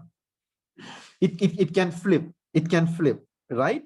So what in my view, what we need to really understand, and whether it is crypto or digital currency, I have a view that it will be digital currency now, and that is because people still not trusting the crypto logic. And when the system is sophisticated, people understand the tokenization, people understand the blockchain logic, it may flip after a period of time, right? And it will be self-regulated. Like, let me tell you what I mean by self-regulation. Today, if Amazon is willing to validate a cryptocurrency, you don't need the government to stand behind it. Let us say the US dollar is being used by Amazon and Facebook and Google and all of them. Technically, they can all come together and they are bigger than the US government. Technically, they can form a cartel and say that, guys, we don't want the US dollar to be dominating the world. Amazon, Google, Facebook, and all WhatsApp, all of us come together and we are going to validate our own currency. And we are going to do transactions in our own currency.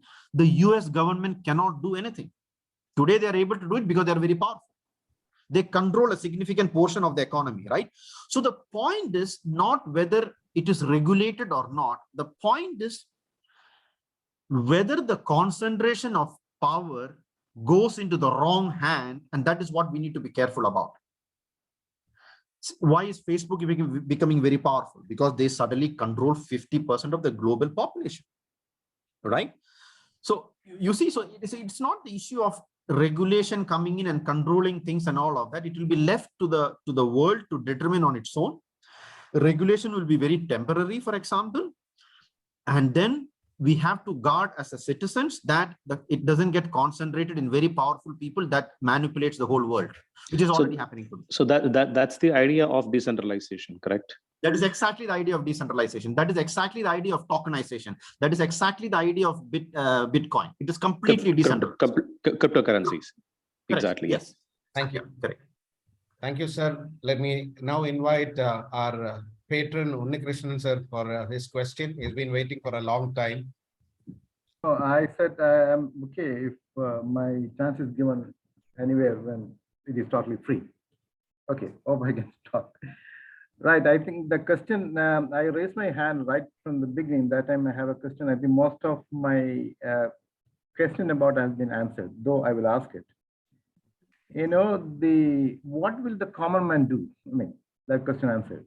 He will be sitting at home and he will be given, he will be compensated. That's what I understood. Right, I can say the good amount of work is actually repetitive, and the repetitive work will be taken away by automated versions of new ages. Correct. So that means we are creating a useless class altogether. Just like the industrial revolution created the working class, this digital revolution will make useless class. The people will ask what you are worth for, what you can do. The answer is I know nothing. I have no role here to play. You know what these people will do. And is that are we not simplifying or belittling the actual situation, saying that they will be compensated in a way that actually not working of them is profitable for the government. Compensating with whatever they earn by working. Are we not belittling that one? And the final question is, what is the role of the government? How will the governance look like in the new world? The democracy of what we used to know now, I think there will be disruption in that as well. There are some lines by Yuval Hariri also on this line. I would like to hear that from you, Kuruvilla. Okay, good. So, see the point that you raised about with digitalization and sophistication, in my view, it is only a short-term philosophy by which people will go out of job and they will be paid by the government. It is already happening in many developed countries where people who doesn't have a job gets a stipend. It is already happening right now. The point I'm trying to see again, I have to go back to this, instead of introducing new examples so that I can explain it very quickly. Are we saying that it is better to have 200 drivers driving 100 taxis, consuming thousands and thousands of parking spots, right? Versus taking that money which is being saved and give it to them, or you can even train them, right, to do something else, or they can sit at home and get entertained. It is still better for the economy, right? So I think what we are thinking is that a person sitting at home is very unhappy if he's getting paid. I'm not very 100% sure of that, number one. Number two, for people who are sitting at home, there are going to be, it is happening in all the developed economies. There are, multiple initiatives to retrain them to do what is relevant for the new economy, right? See, I will not even argue that what is happening is very different than what happened in the past. It is just that the pace is very fast. I'm from a village in Edathwa, where we used to do, a farmer used to cultivate 1 acre, right? And today a farmer can cultivate 100 acres because it is mechanized. And the remaining 90 farmers who are doing paddy cultivation in Edathwa are now working in Dubai and making more money, right? So why are we unhappy that these people who are cultivating paddy and getting 100 rupees, now they are not cultivating paddy and they're going to Dubai and they're getting 200 rupees, right? That is really what is happening, right? And we may be unhappy that we don't get enough paddy and the workers are not there. That is because we are corrupt in our mind, seriously. We are seriously corrupt in our mind. We wanted a paddy people to be cutting paddy and making coconut from the, and you want to sit in a 5-star hotel and enjoy life. It's a very unfair thinking, really, I'm telling you, right? So I have gone into all this very detailed analysis, but trying to create a job for a reason of maintaining a job, sorry to say, it's complete stupidity. It's economically stupid. It is from a political angle. You want to prove that, I'm the people person, I'm a democracy, I want to get votes and I have to give you a job. That's how it is, right? Wherever it has been mechanized, they have a higher income. It's a fact. It's a fact. Wherever there is automation, the absolute per capita GDP in that country is better. The lifestyle is better. Correct? It's a simple philosophy today. So we cannot start saying that, my dear US idiots, you mechanized so much and India is doing much better. You should not have mechanized because people have a job in the farms and that is better. It is equivalent to that argument, in my personal opinion. It is almost equivalent to that argument, in my view, saying that, no, we did a wonderful job in Kerala by not mechanizing and our farmers are producing rice. But unfortunately, now Tamil Nadu produces rice much cheaper because they are mechanized, and we still sound like idiots now because they don't have a mechanized system and they don't have a job also. Right? So instead of resisting it, it is better to go in that direction. And I completely agree that in the short term, it will create serious problems. I agree with you. That I agree. And it is the government's responsibility to handle it. It is the government's responsibility to handle it. Yeah. Now, there was a very interesting question on regulation. There are very serious discussions at the highest level on consolidating geographies. These are very politically sensitive discussions ongoing. For example, in GCC, there is a discussion between all the GCC countries. Can we come up to a one government and can we regulate us together? Because our competitors are much bigger than us.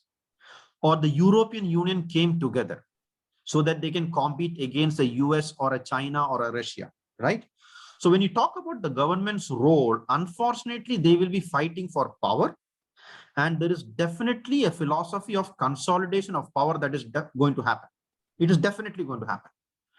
Otherwise, you will be left out. And that is why you have this European Union, you have GCC, and all these cartels that are getting formed.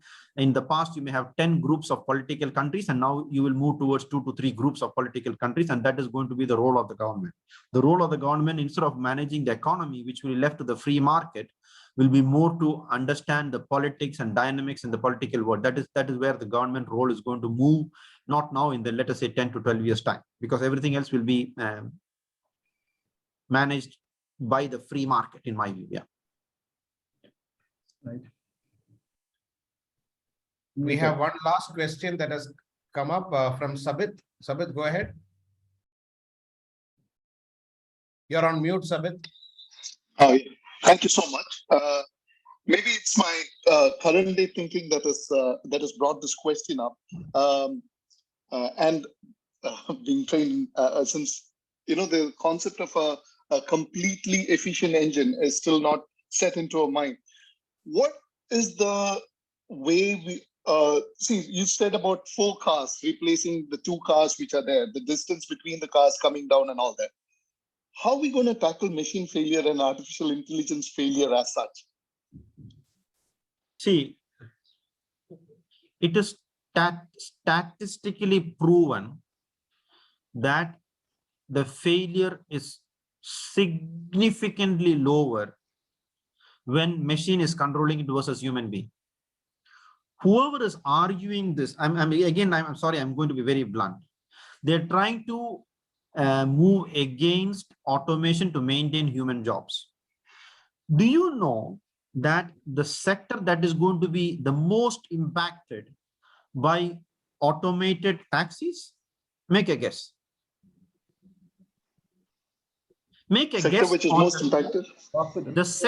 The sector in this world that will be the most unhappiest and completely pissed off sector when we automate cars.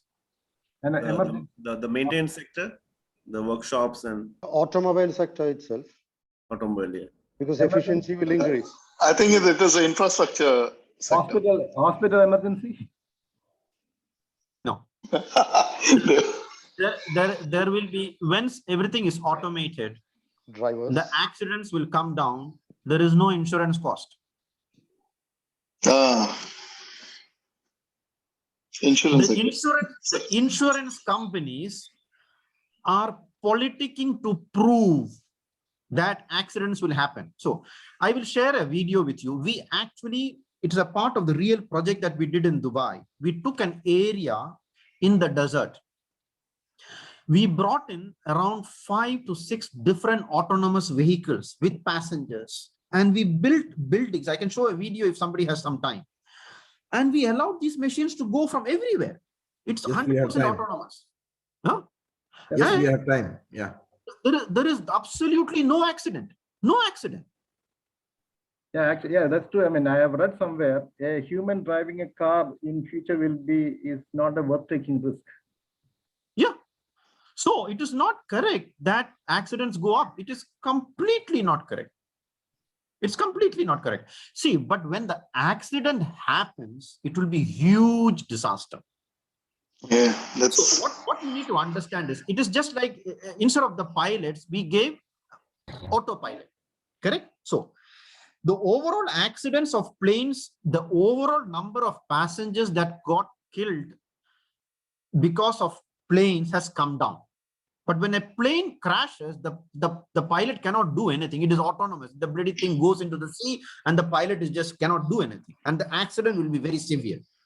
So similarly, when all the taxis are being autonomously managed in Dubai, and for some reason something goes wrong and all the cars hit each other, maybe 500 people will die, maybe.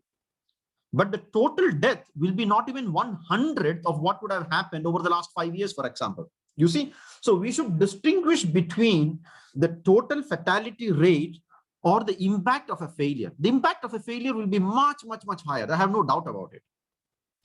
Because if the autonomous system fails, all the cars will go and hit, but thousands and cars will go and hit because the machine malfunctioned. But it's not going to happen like that. Look at the aeroplane business. How many aeroplane accidents are happening? Nothing, almost nil. Even today, the number of aeroplane accidents are almost nil. Even from the accidents, 80 to 90% is terrorist activity, my friend. It is not because of machine malfunctioning. It's not, right?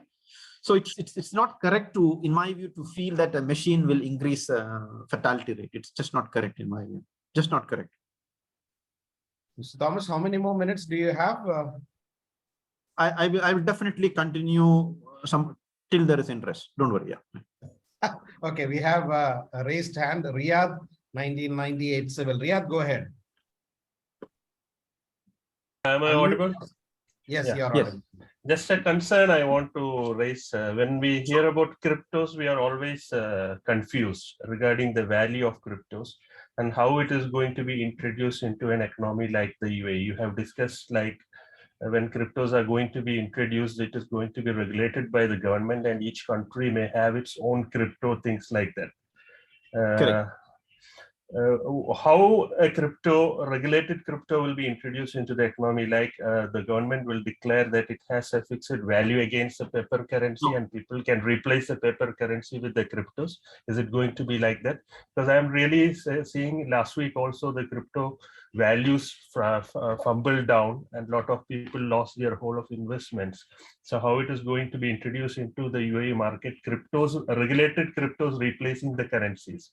So our currencies will be replaced by cryptos by the government itself, or how it is going to be introduced? Correct.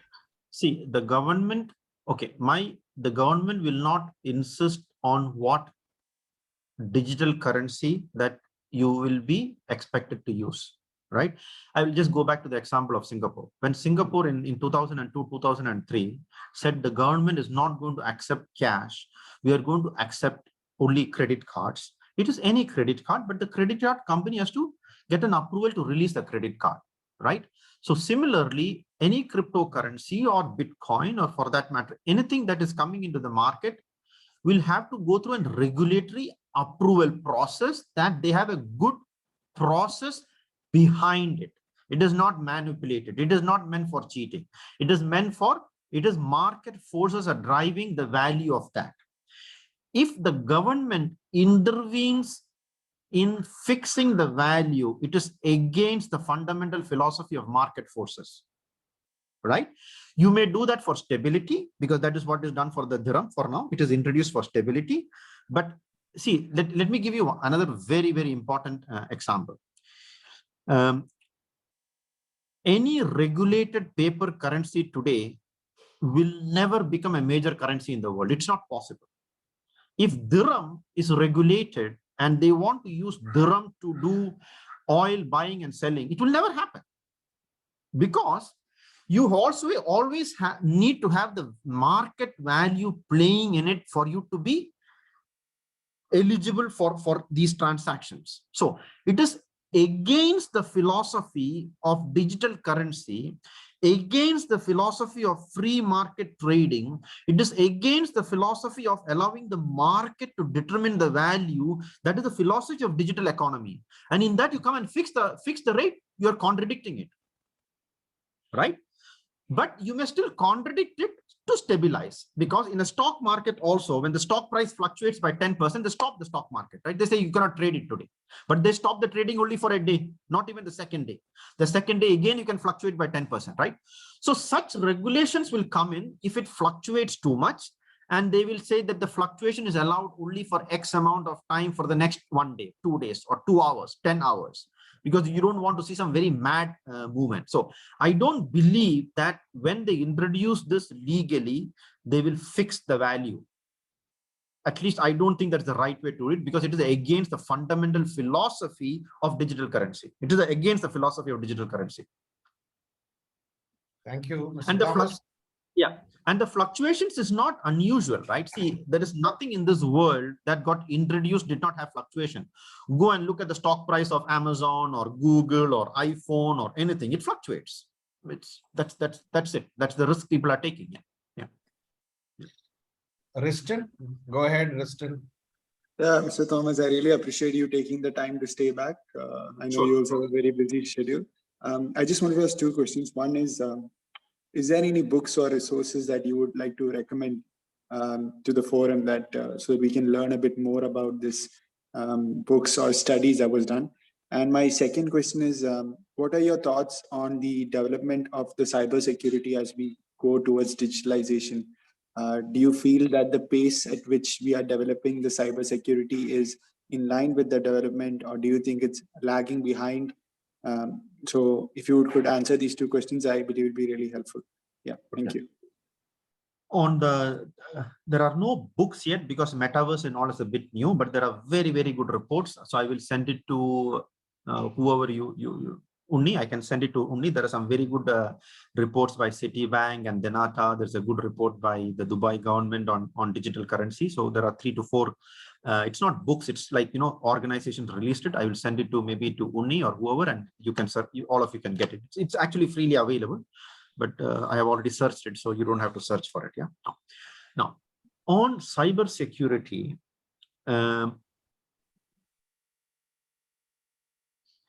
People are unhappy about the cyber security today, but the cyber security that we have today versus even 2 years back or 5 years back is unbelievably better than what was happening in the past. We tend to have, we are always unhappy with things. And we have the right to be unhappy with things. But the development of cyber security and the number of fake transactions that are happening on ATM or digital currency and all of that versus 10 years back is 100th the size, 100. It has reduced by 99%, by the way, right? So the cyber security and the security that is given to all digital transactions has significantly improved in the last many, many years. And with tokenization of the digital currency, you cannot fraud anymore because it's a blockchain. You can track it to anybody. So once any transaction is in the blockchain, theoretically, you cannot have any fraud. Theoretically, zero fraud, as long as it is in the blockchain, because the transaction is codified, right? But is there scope to improve? For sure, there is scope to improve, but why it will never catch up? Because it is very difficult for the regulatory entity to predict what others are doing. So the security, unfortunately, will only follow the market development. See, you could not have the security for cryptocurrency or Bitcoin before Bitcoin came. You see, because if somebody was very smart, think about it in a market logic. If I was very smart that I know Bitcoin is going to come, and I will say, oh, Bitcoin is going to come and it's going to make a lot of money, and now let me do the security. No, I'm actually stupid. I will go and make the Bitcoin first. You see? So the market logic is in a way that anything that comes first, they will always try to make money out of it. So you will never in your life have a regulation ahead of the market. It's impossible. That is human psychology, right? If you know that Amazon is going to come up, you will not start regulating Amazon. You will just implement an Amazon, make a lot of money, and then you regulate it, right? So regulation will always lag, number one. But the security is significantly improving, at the pace at which it is improving is much better. And the last point I want to make on this is there is a significant push today that everyone will know what is being shared and what is not being shared. In the past, people used to cheat us. Amazon and Google and Facebook was actually literally cheating all of us. They did not tell us what they know. And they got penalized. 700 million, 800 million, $10 billion, they're getting penalized now. So going forward, the good thing is that they will force us to know what they're doing with our data, right? And then you can be careful saying that this data I should give, should I not give? And then you can look at the security system for that and all of that, right? So that is how the regulation is going. But to repeat one fundamental philosophy, regulation and security will never be ahead of the market. It's impossible. Philosophically, it's not possible. Yeah. Okay, Ajit. Thank you. Yeah, thank you, sir, for the beautiful presentation. And am I audible? Yes. Yeah. Okay, and sorry, I cannot keep my video on because I'm in the office. So, and thanks for staying back for the extra time as well. No problem.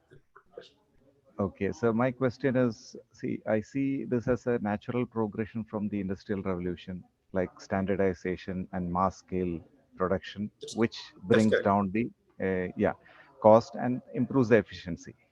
Correct. Now we are taking this to a bit too far, I believe, because you see, now you were talking in the context of applying this to Dubai. Correct.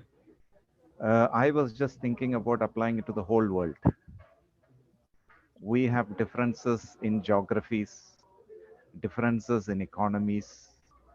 To make that happen in a most efficient manner, it should be standardized and applied all over the world, because Dubai cannot stand apart and apply it in its own geography. Correct. How do you see that? How because unless it is applied in a larger scale, the kind of efficiencies we see cannot happen. See, again, the answer, I'm sorry, the answer is going to be very simple, right? Let me tell you, see, what happens is whenever, see, the larger players will drive the standardization, right? I can just take a simple example of iPhone and Samsung, right? No. So Apple, because of their size, can afford to have their own standardization. And Samsung is using another standard. All the other new players who are coming into the market is following an existing standard, right? So standardization also is a self-regulated philosophy in business community. So Dubai is trying to be the leader, by the way. Dubai is the first country in the world that has a metaverse regulator. Dubai is the first country in the whole world that has announced a digital twin. Right now, when somebody else is coming up, Dubai will try to tell them, can you please follow my standards? They will try. And if somebody says no, they will not. US may follow their own standards. And if the standards are very different, each and every country is going to be disadvantaged. And then there will be a market force driven consolidation on standardization. Then Dubai will decide, okay, I can keep my own standard, but US and Europe together have a common standard. And I'm going to lose out in the whole game. Whenever people are coming from US and Europe to Dubai as a tourist, they're very pissed off with my standard and people are stopped coming to my country, right? So Dubai will adapt, right? So I'm not giving any sophisticated answer because I don't believe in any sophisticated philosophy here. The market forces will drive standardization and standardization will happen. It happened in credit cards, it happened in mobile, it happened in internet. Internet protocol got standardized. Mobile connectivity got standardized.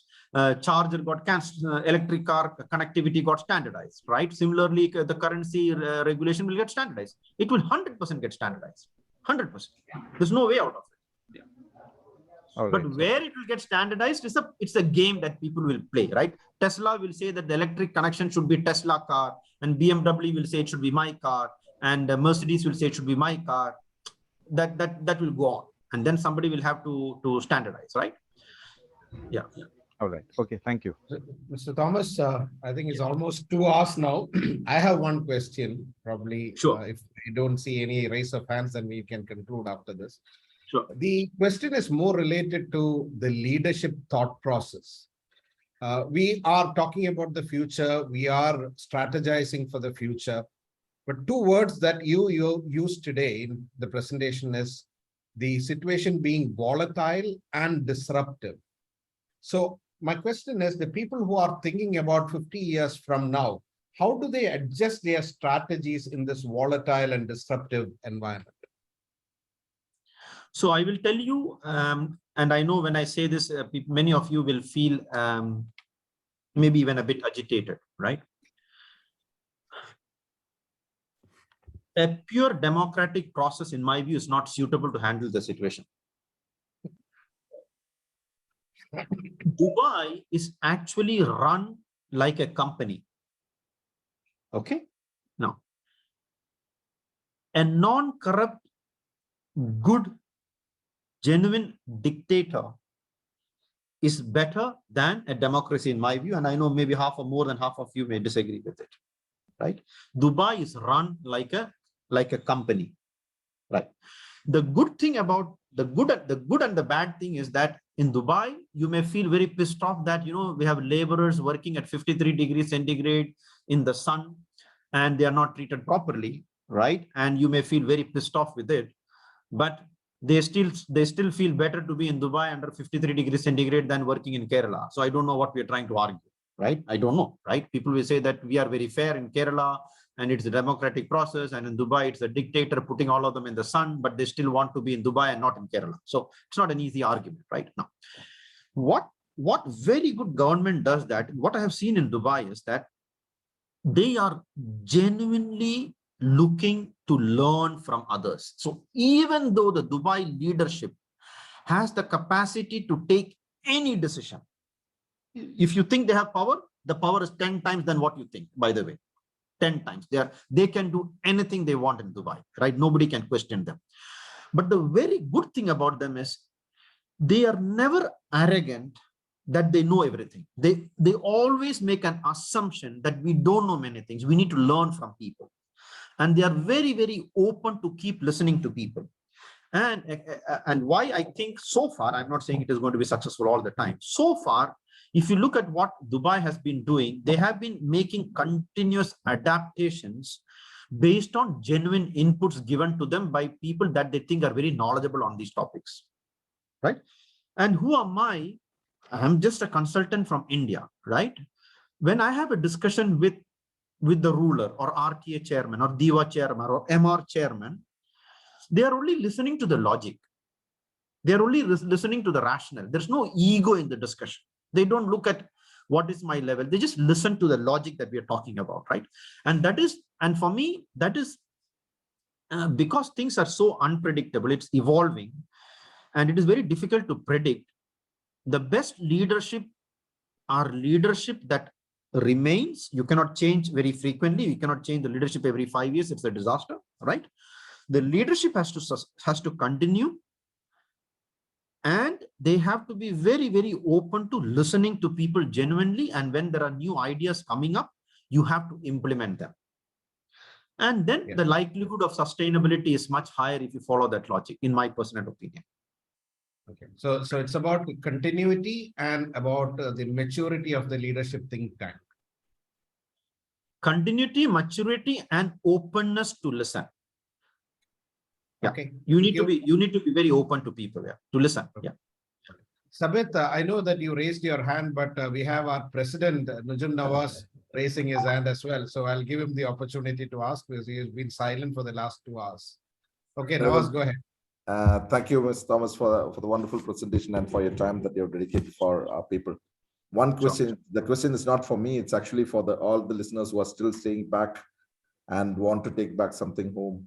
What would be a future business in this direction, if you could advise some of the people who could take this forward? Okay, so let me give you one input that, okay, if you look at the top 50 companies in the world,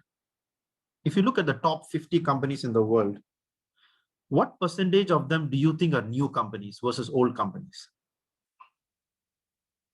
Make a guess. 90% new companies. Correct. 85 to 9. It's the precise number is 87% when I did the analysis around 1 month back. 87% of the companies in the top 500 are new companies. Why is that new companies are able to disrupt companies who have been established, who have much more financial capability, much more management capability, much more experience? Because our experience 100% corrupts our mind. 100% corrupts our mind. So just as a very simple advice for business, I do that with all my clients. I tell my client that I will not tell them to do it every year, maybe for some business every 2 years, every 3 years, or every 1 year. you have to make an assumption that your company doesn't exist and you're going to build a completely new company. And how will that company look like?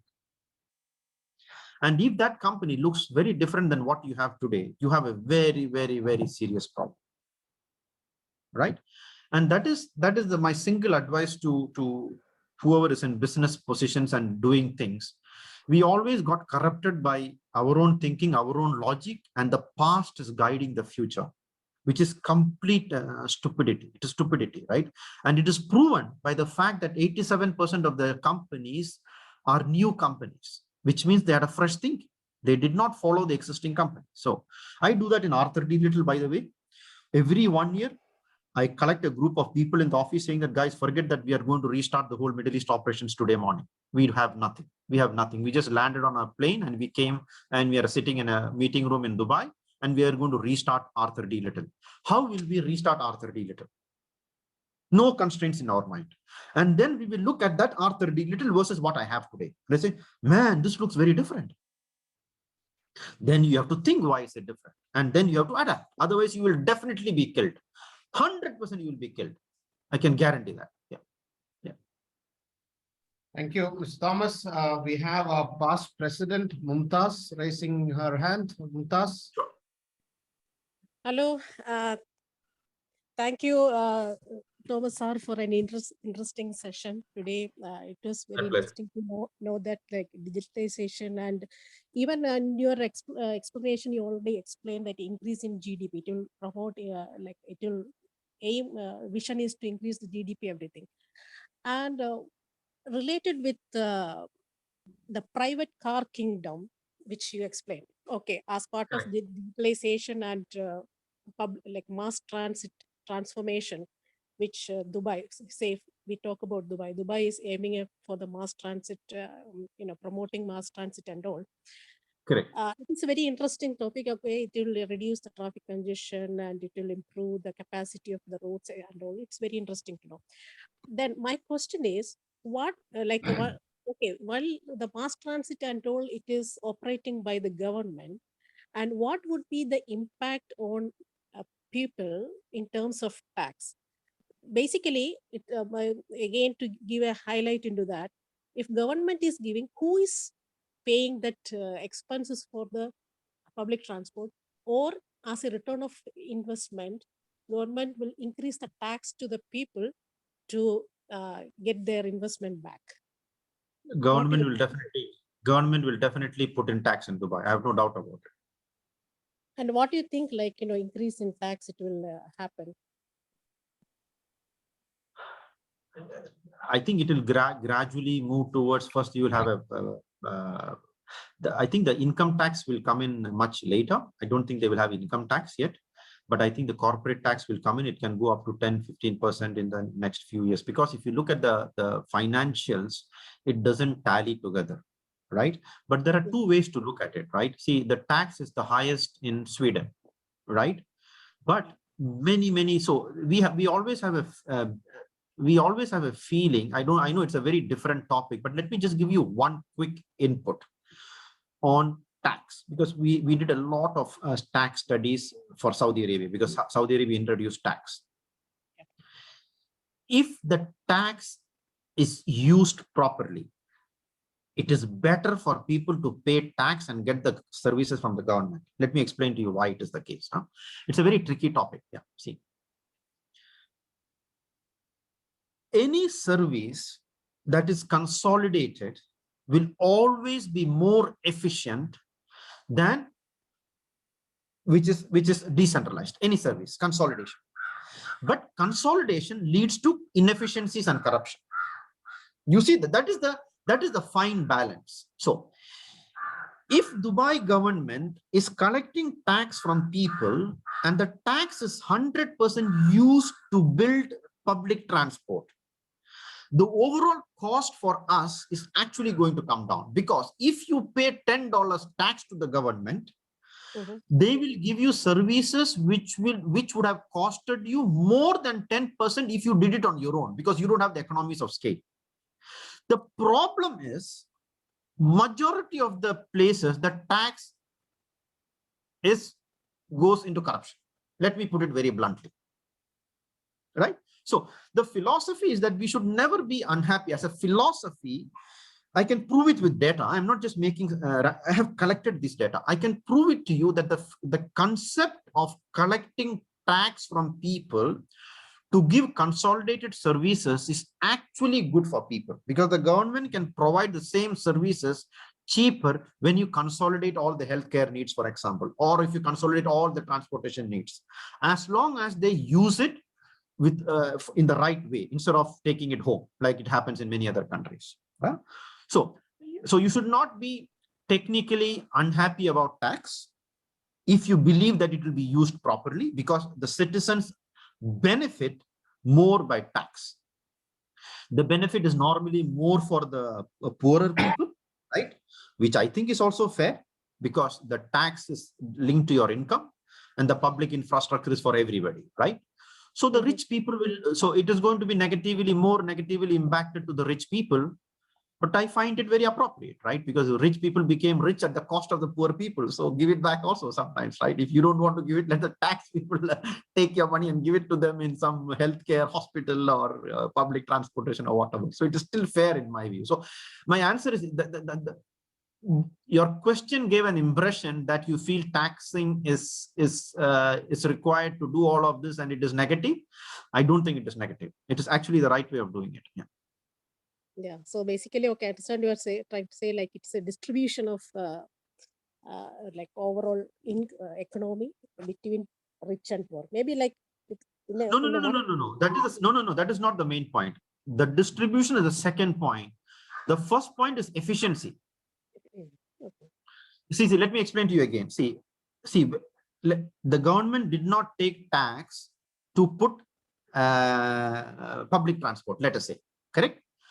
Then if the government did not take tax and put public transport, we are going to use our own vehicles to do the transport, correct? Yeah. That cost will be significantly higher than what the government would have taken as tax and put as a public transport. So we actually gain from taxing us. So it is not distribution. It is the efficiency that gets created by consolidation of services by tax collection. Yeah, got it. Yeah. You see? Yeah. The distribution also happens. It's a very good point, but that's not in a very healthy, non-corrupt country. It is not the wealth distribution that is achieved. It is actually the efficiency of managing the infrastructure. That is what is managed by tax collection. Yeah. Thomas sir, I think you are taking a big risk by allowing us to continue the question and answer session. We have more than half of the audience is still here, and we have more questions coming up. I have no problem. Let me put it the other way around. I feel so privileged, and I'm saying like, why are people still asking me and listening to me? And if there are 40 people willing to listen to me, I think it is impolite for me to say I cannot talk, I cannot answer. I should not be saying that. No, it's so impolite. Yeah. So that's why I am asking you about the time until which you can remain No, you here. can continue, right? Okay. So I've already online checked my flight. Oh, okay, no problem. That's okay. And my wife just messaged me. She has packed my bag. Okay, no problem. Okay, so has she put it in the metaverse also or no? Okay. I need to ask her, by the way. I don't know. Ajit, your chance to ask the question, please. Ajit Yohanan. Mr. Thomas, straight to the question. Sure. It's a very recent happening that I'm involved with the Abu Dhabi government. I know you are mostly into the Dubai government. So Correct. On behalf of the Abu Dhabi government, I have been advised to develop a regulatory framework well into the quality of EV, renewables, and high voltage systems compared to the international standards. And then I have been also advised to develop one of the finest labs certifying the quality and the performance of these fields, especially into the electric vehicle. So Correct. I would like to request you for your support and guidance in developing this lab and also the regulatory framework. Yes, we can. I guess we can definitely take it offline. We have done that in many European countries, by the way, and we are actually helping the Saudi government. I don't know whether you have heard the NEOM city. Yes. So yeah, so we are actually doing the exactly this for not for Saudi Arabia, for Neom City. Yeah. Okay. Thank you. Yeah.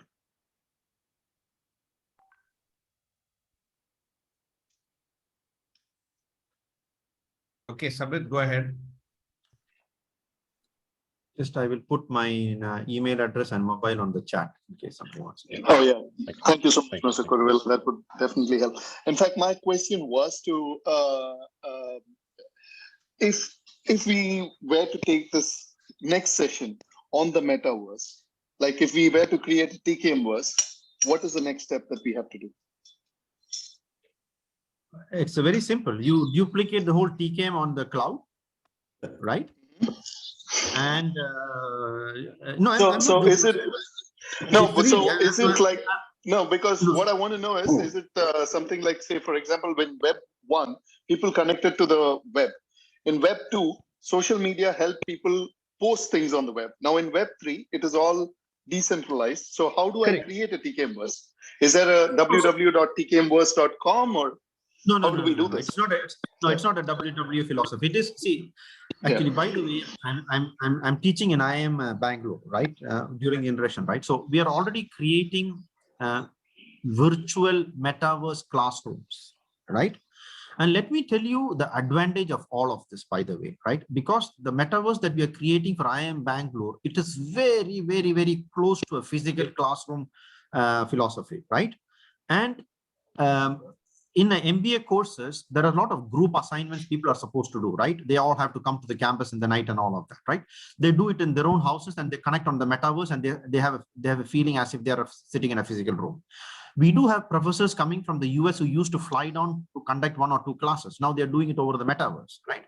So the metaverse logic is that you have a physical, you start by duplicating or creating a virtual replica of the physical infrastructure. That is the starting point normally. And then in the physical infrastructure, many things may not be good. And then you start improving it. That is how people are doing it. That is one way of doing it. Or if you want to take the very bold step, you will go through the logic that I mentioned earlier. You will assume that TKM is non-existent today. There is no TKM today. And I only have the facility to create a virtual TKM. There is no physical TKM. That is the best way of creating a metaverse, because then you're thinking very fresh. The current constraints are not applicable. You see? So theoretically, the right way to do it is to say, let me assume there's no TKM College of Engineering. And let me assume that I'm going to build a new school from scratch and it's 100% on the cloud. How will you do it? Trust me, it will be very, very, very different than what we have today. It will be very different. It will be very different. And then you can integrate the metaverse school and the physical school. It can be integrated. So sometimes you're sitting in the metaverse, sometimes you're sitting in the physical world, and you can get the benefits of both. There are many, what should I say, restaurants that have started doing that, right? You can actually get into the metaverse kitchen and you can add, can you imagine, you can actually order food. You can, through the metaverse, you can go and see the kitchen. And when the chef is adding salt, you can add a little more salt if you want. Yeah. And let me tell you another concept, because I have all of this because we are working on it. There are kitchens who prepares so when you talk about adding salt, there's no way to remove salt, right? Now what happens is, in the metaverse, they will cook. It's not the physical cooking. There are robots who will cook it. I don't know whether you've seen robots cooking fried rice and cutting it. They 100% can be made by a robot. So what they do is, they actually, in the metaverse, they make the fried rice. And it is recorded. And you can go and watch how the robot has prepared the fried rice. How the metaverse has prepared the fried rice. And then you can say, I don't like the amount of tomato ketchup you have put. I don't like the amount of soya sauce you have put. Let me reduce in the pre-cooked metaverse fried rice. And then you say, now you cook this. And from the metaverse, it flows to a robotic kitchen and it cooks the fried rice that you cooked in the metaverse. And it delivers to you. So you're actually mixing a digital kitchen and a physical kitchen, and you're getting the best of both. Am I confusing you or it is clear? It's clear. No, it's clear. It's clear. It's very clear. In fact, one of my friends did an NFT, an event. That was my first interaction in the metaverse. So he had a music video launch. This was the first NFT music video. The event happened on the metaverse in Canada, but we were from all over the place. And it was very interesting. It was almost like a live field there. Correct. Yeah. Thank you so much, Mr. Kuruvilla. My question's answered. So probably build one. Yeah. Build one, and it is the benefits are unbelievably good, and the cost of building a metaverse or a digital twin is quite high now. But the way the solar cell price came down or mobile phone price came down, the cost to build digital twins will come down very quickly. So there is a very tricky point. Are you going to build it now or you want to wait for 1 year? I don't have a view, because maybe you can build the TKM digital twin at half the price if you wait for one year, So the timing is always, I was about to ask, what is the sweet spot with respect to timing? If you don't have very significant commercial value, you should delay it because it's very costly now. So if there is significant commercial value for retail shops, the commercial value is very high. So they should not wait. Yeah. Okay.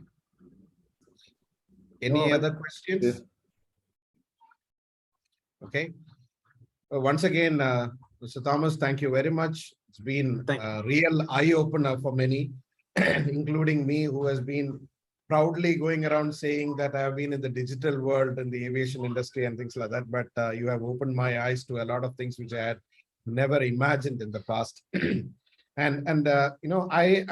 Personally, I'm a student of leadership, strategies and things like that. So I think you should do a session. I put a WhatsApp message to you as well that you should do a session on the mindset for the future. Forget about the digital and all those things. What is the mindset that we should have in terms of taking ourselves and our organizations into the future? That'll be something interesting to listen from you, especially given the amount of work that you have done in that space. Thank you very much once again from my side. Nawaz, over to you for conclusion. I think, Mr. Thomas, you have spent enough time with us, but we would look forward to seeing you or having a physical meeting and look at the opportunities of having this TKM Metaverse. Or we need to think on, how we standing together, what we can do in future as well for our own existence. Meeting regularly standing together, what we can do for our own community as well as for our next generation. Maybe that's things that we need to think on as well. Right. Sure. Yeah. Okay. Formal meeting. Recording. Recording stop. Yes. Yeah.